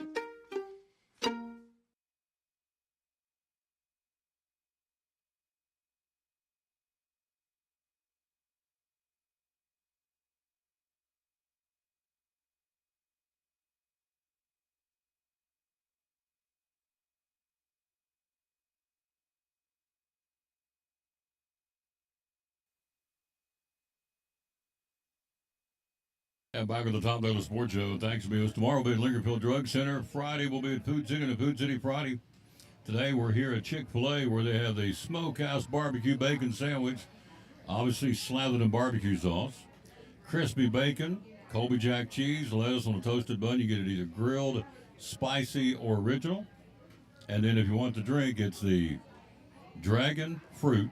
Don't say, I went up and said dragonfly. Layla thought, what are you talking about?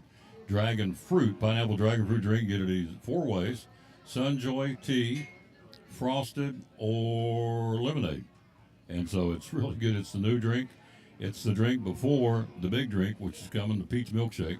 You like peach milkshakes? You a peach milkshake girl? Yes, I am. There you go. Penny's in the house. See, this, as I told you, this is the Rose and the Thorn segment.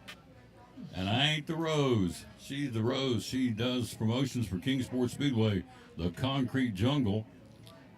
We're racing Friday night, is that right? No, it's Saturday days. Saturday day Actually, race. evening, 4 o'clock. 4 o'clock Saturday. Mm-hmm. Awesome. Good weekend for it. The weather's going to be good. It's going to be rainy tomorrow. It's going to clear out and be nice for the weekend. So we got racing at the Concrete Jungle. How many races? Kind of give me an overview. How many? Seven divisions, Seven yes. divisions. Uh-huh. Can you name them? Because I can't. Yes, late model stock, Okay. super street, street stock, super street, mod 4, pure 4, Pure 4s. front wheel drive, and Crown Vic. That might be 6, I'm sorry. But that's all of our divisions. And we do have juice box for the children. Juice box? That's a new thing we do for the kids right before the races start. It's a really cute little thing. Sort of looks like it's not a go-kart, but it's a small type thing, and it's really neat. It's called Juice Box? Mm-hmm. How neat for the little people. Uh-huh. What ages for the little people? 3 to 5. 3 to 5? Mm-hmm. That's cool. Juice boxes. I like it. So I saw a video on post the other day where they were practicing last week. Had a good crowd in the stands. Yes. Watching them practice. So We're expecting a big crowd. We're Oh, really absolutely. hoping for a big crowd. it's beating and banging short track racing, man. It's awesome. If you've never been to Kingsport Speedway, the Concrete Jungle, they get with it. And it's a lot of fun. And every one of those drivers have a crowd favorite, and they're cheering. And if you dump my driver and I dump your driver, you hear them up in the stands going wild because they don't like it, do they? And I understand that. So who are some of the big names going to be over this year? Who's going to be the big dogs in late model? Well, we have back Hunter Morgan. Hunter Morgan? We Okay. have Keith Helton, of course. Mm-hmm. He was the track champion last year. We have Brad Housewright, Mm-hmm. Zeke Shell. Zeke's bike? Yes. Oh, yeah. We have Derek Lane. I'm just trying to think. We have several. That's going to come back that's not been there in a while. Yep, I had Zeke on the show a couple of years ago, so he took some time off. Now he's back. That's awesome. So Zeke can drive a car. Yeah. So it's good. So it all starts on Saturday. What time's the gates open? The general admission gates for side A and B and tier parking is going to open at 1 o'clock. Practices starts at 2 for the drivers. We are tentatively hoping that the green flag will drop around 4 o'clock. We're planning for 4 o'clock. 4 o'clock start time. So hello, Yes. Baker. How you doing? Hello to Jamie Blankenship. Hello to Bill Folsom. Thank you all for watching the show. We're here live at Chick-fil-A in Johnson City. Talking to Penny Hurd, who does the promotion to the King Sports Speedway. So 6 divisions. What's the ticket prices? $15. Mm-hmm. For 5 and under's free, and let's see, 5 to 10. I think, excuse me, but I think it's $5. $5? Yeah, but or actually, if it's 5 to 12, because after 12, everybody's 15. Mm-hmm.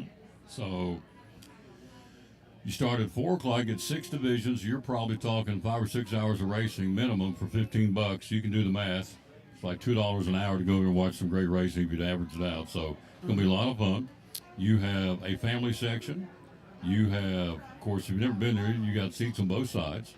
And, you know, you got the concession stand. I mean, it's short track racing at its finest, I think. I think it's an awesome track. Been over there many times. And so the beating and bang is good. You have all these different divisions, so you're doing the promotion for the track this year. So how many races you got scheduled? No weather plays a part, but To be honest, let me look. Here, I've got the race schedule here in front of me. We got 16 races. 16 races. Mm-hmm. I probably need that schedule. That way I can promote it all the time for you. Yeah. March 22nd, which is a day race. Then you get into... Everything's Friday night after that. Yeah. Our great sponsor, Food City, is sponsoring the race on May the 2nd. Yes. We have, of course, Herd's Mowing is going to do this Saturday, which is my company. I know her. And then RTK Trucking is doing April 4th. We have the Super Cup. The Super Cup cars are going to be there April 18th. Mm-hmm. That's a special sort of a special race event. April 25th, Line Metal Roofing is going to be sponsoring that race. Then Food City, it'll be Food City Race Night on May the 2nd. We have Patriot Recycling and Plastics. That's going to be June the 17th. June the 27th. And that's the night we're going to do the fireworks for the 4th of July. Mm-hmm. We have Ballad Health Balladeer Night for July 11th. That's for all the kids, the children of the Ballad Health employees. That's a program that they have for their children. We're going to have a kids' night that night. Cool. And then, of course, we're in the Fun Fest this year. July 18th, we're going to be doing Fun Fest during the Fun Fest week. That's awesome. And we are looking for more sponsors. If anybody wants to come on, they can contact the track or me. But we'd love to have more sponsors to help out the racers to have their purses better and things like that. So. Yep. So that's coming up again. You got Monster Trucks. We just had those this past weekend, yeah. You got the Pharaoh's Car Show on April the 26th. What is the Tour of Destruction? That's like sort of a demolition derby, school buses racing. It's just a big event. It's always sold out. It's always a huge event. We rent the track out to those people on May 31st and October 11th. The tickets will be online for those events. I've never... You've never been there? Yeah, I've been there for the demolition. I love it. So, hello, Keith Barnett. He says hello to Tom and Penny. Hello, sir. Hello to Beverly Emery. That's a new name. So I've never asked if you're sold out capacity. I mean, what's the track hold? I don't even know. Really, to be honest, I don't know. But I mean, every spot is full. Every stand is full. I can get you that number if you'd like for me to. But tier parking is full. We've had people sitting in the grass, everything. But it's always they're parked in their facility. They're parked across the road. They're parked at Priceless. They're down everywhere you go. If anybody's been there, you know, it's crazy how many people show up for that event. We'd like for the racetrack to have that kind of showing. So you know Tim O'Quinn? He says hello, Tom and Penny. Hello, Tim O'Quinn. I don't know, but hey, Tim O'Quinn. Yeah, he used to be the promoter for Lonesome Pine about 5 years ago. Hey, Tim. Hello, Tim. Hello, Tim. I'm Johnny Cash. No, I'm not. Tour of Destruction. That's cool. Yeah. And so, short track racing. Of course, Bristol's got their big race next month at the Speedway, and we understand that. But this is, you heard her say, there's 16 weeks of racing that's local people. I mean, these are drivers you work beside, see them out the ball field with their kids, go to church with them. These are local people driving. So typically, before drivers are probably within a 50 to 75 mile radius of the track. So these are local people. And it's an awesome place to go. And so I would encourage you, the tier parking is where you want to go. That's when we say tier, it's staggered on the hillside. You park, pull back in, flip down the tailgate or whatever, and so you can picnic right there. Oh yeah, you can bring your small grills. You Yeah. can roast your hot dogs. Oh, You yeah. can, bring your coolers. It's a lot of fun. Bring your own lawn chair.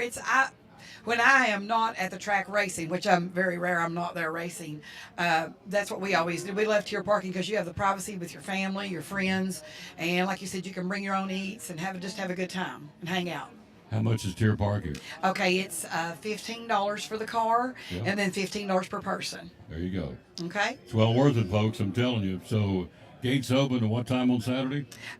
The gates open for the drivers, I think, at 11, but for actual people to come in and start sitting and getting their seats is at 1 o'clock. Spectators open, gates open at 1. Racing starts right around 4.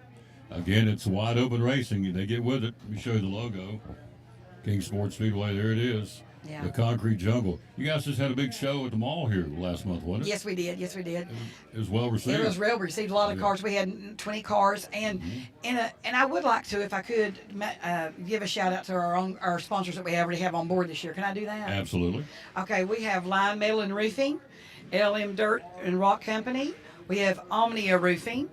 Of course, we have Hertz Mowing. We have Dalton Direct Carpets. Ken Daffron is great. He's great every year to help out with the track.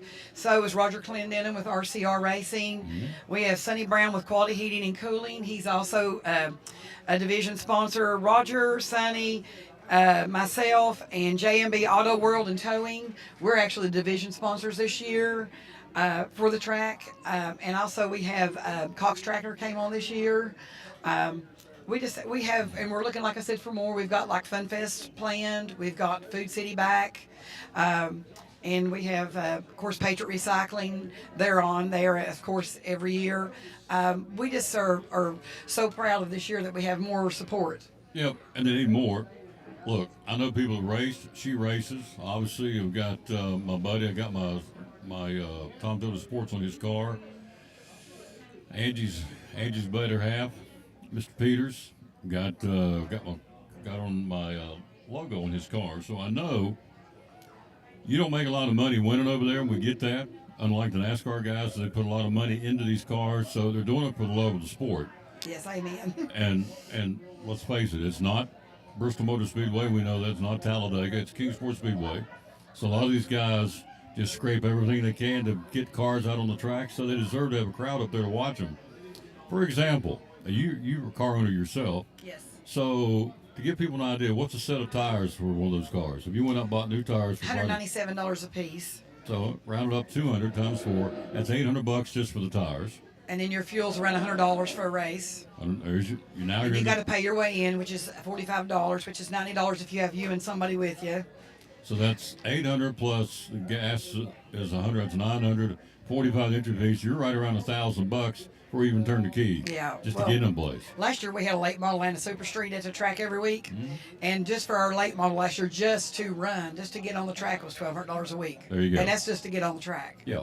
So, but it's like you said, Tom. It's all about the love of the absolutely. racing. It gets in your blood, and you got to be there, and you love the family. There's such a great family in the racing family at Kingsport Speedway, and Lonesome Pine, all the tracks I've ever been at in the area, and I've been to a lot of them actually out of state as well. But it's just a great group of people. And so she's out promoting it. I'm glad she came by. So again, it's on Saturday. Gates open at 1. Racing starts at 4.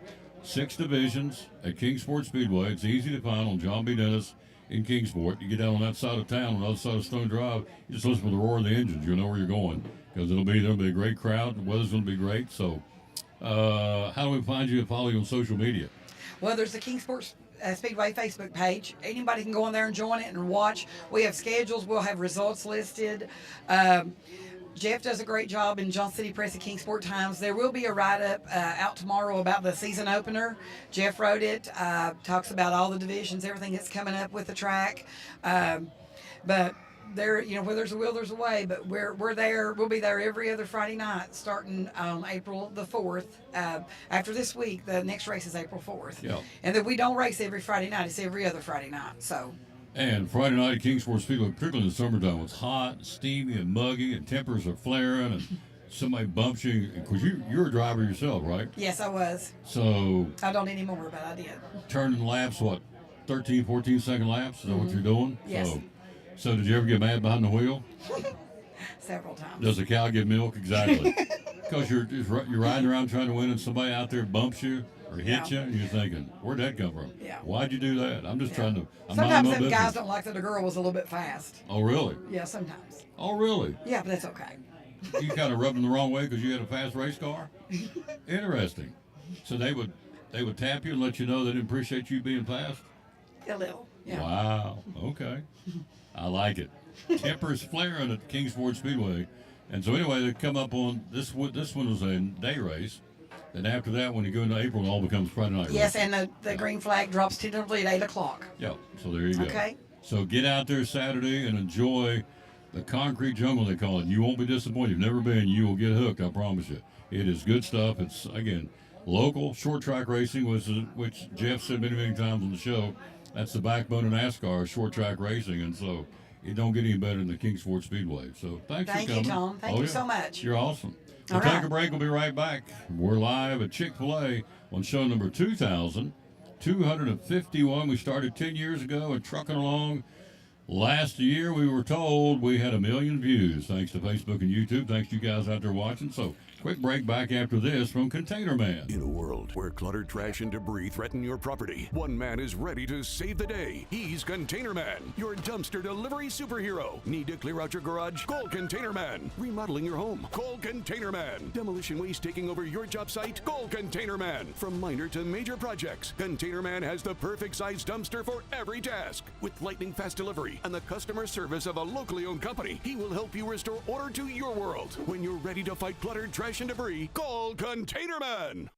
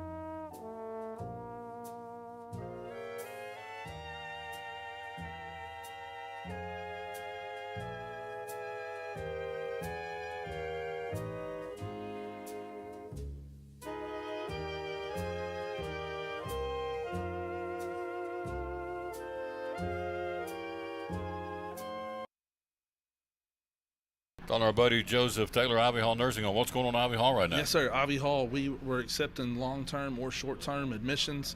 We accept Medicare, Medicaid, all insurances. We'd love to have you. You come out, you need some rehab, we'd love to help you. We got private rooms for rehab people. We can get you in, take care of you, send you home, and the food is absolutely out of this world. Types of rehab you guys do? Yes, sir. We have physical therapy, occupational therapy, speech therapy, respiratory therapy, and like I said, short-term or long-term residents. Yes, sir. Yep. You also are looking for help? Yes. I'm looking for RNs, LPNs, CNAs. If you want to be a housekeeper, laundry, kitchen, we're hiring. All departments are hiring at Ivy Hall. Ivy Hall Nursing Home. Social media, how do we find you? Ivy Hall Nursing Home on Facebook, or ivyhallnursinghome.com is where you go to fill out an application to work. Love promoting these folks right here on Cyclone Sports and the Tom Taylor Sports Show. It is the one and only right here in Elizabethton, Ivy Hall Nursing Home.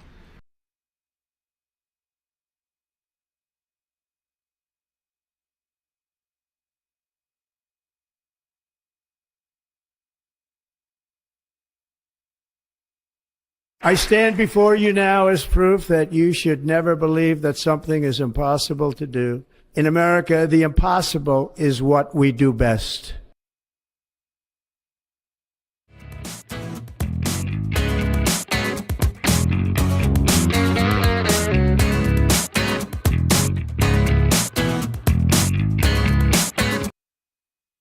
And back with the Tom Douglas Sports Show, it's going to wrap it up. Again, thanks to our guests. We checked in with Penny Herb and Kingsport Speedway. We checked in, obviously, with Jeff Birchfield. We checked in with Andrew Smith, sports writer, Johnson City Press, and Mr. Baseball, Greg Salyer. We will join you again tomorrow.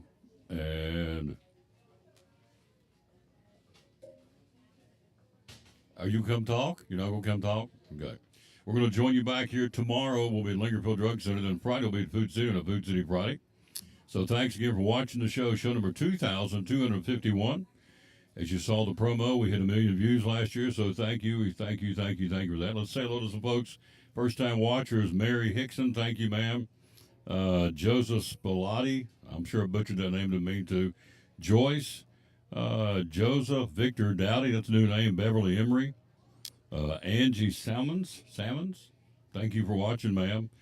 Becky Muncie down Union County. Rick down in Pensacola, thank you, sir, for watching the show. Ken Pitts, hello to you. Carolyn Birchfield, Andy in West Virginia watching. Anna Rothschild, thank you. So appreciate all you all watching the show. We are out of here. Did I do the verse today? I did not. Let's do it real quick. And then, you sure you don't want to be on the show? Are you sure? Absolutely sure. Okay.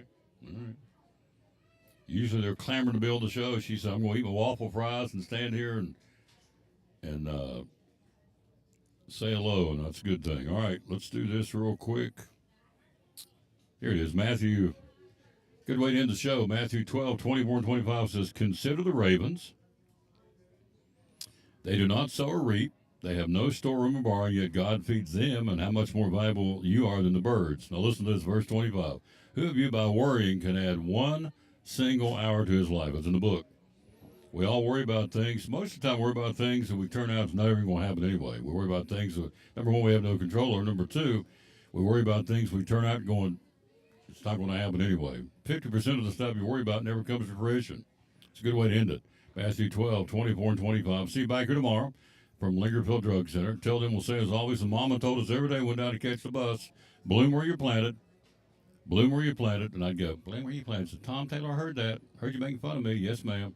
Bloom where you planted, and win or lose, be a good sport. Thanks for watching show number 2,251 today from Chick-fil-A in Johnson City. Back tomorrow from Lingerfield Drug Center, Elizabethton. See you then. Have a great rest of your Wednesday. Enjoy 80-degree temperatures. Tomorrow, rain and 50 and snow tomorrow night in the mountains. Can you believe it?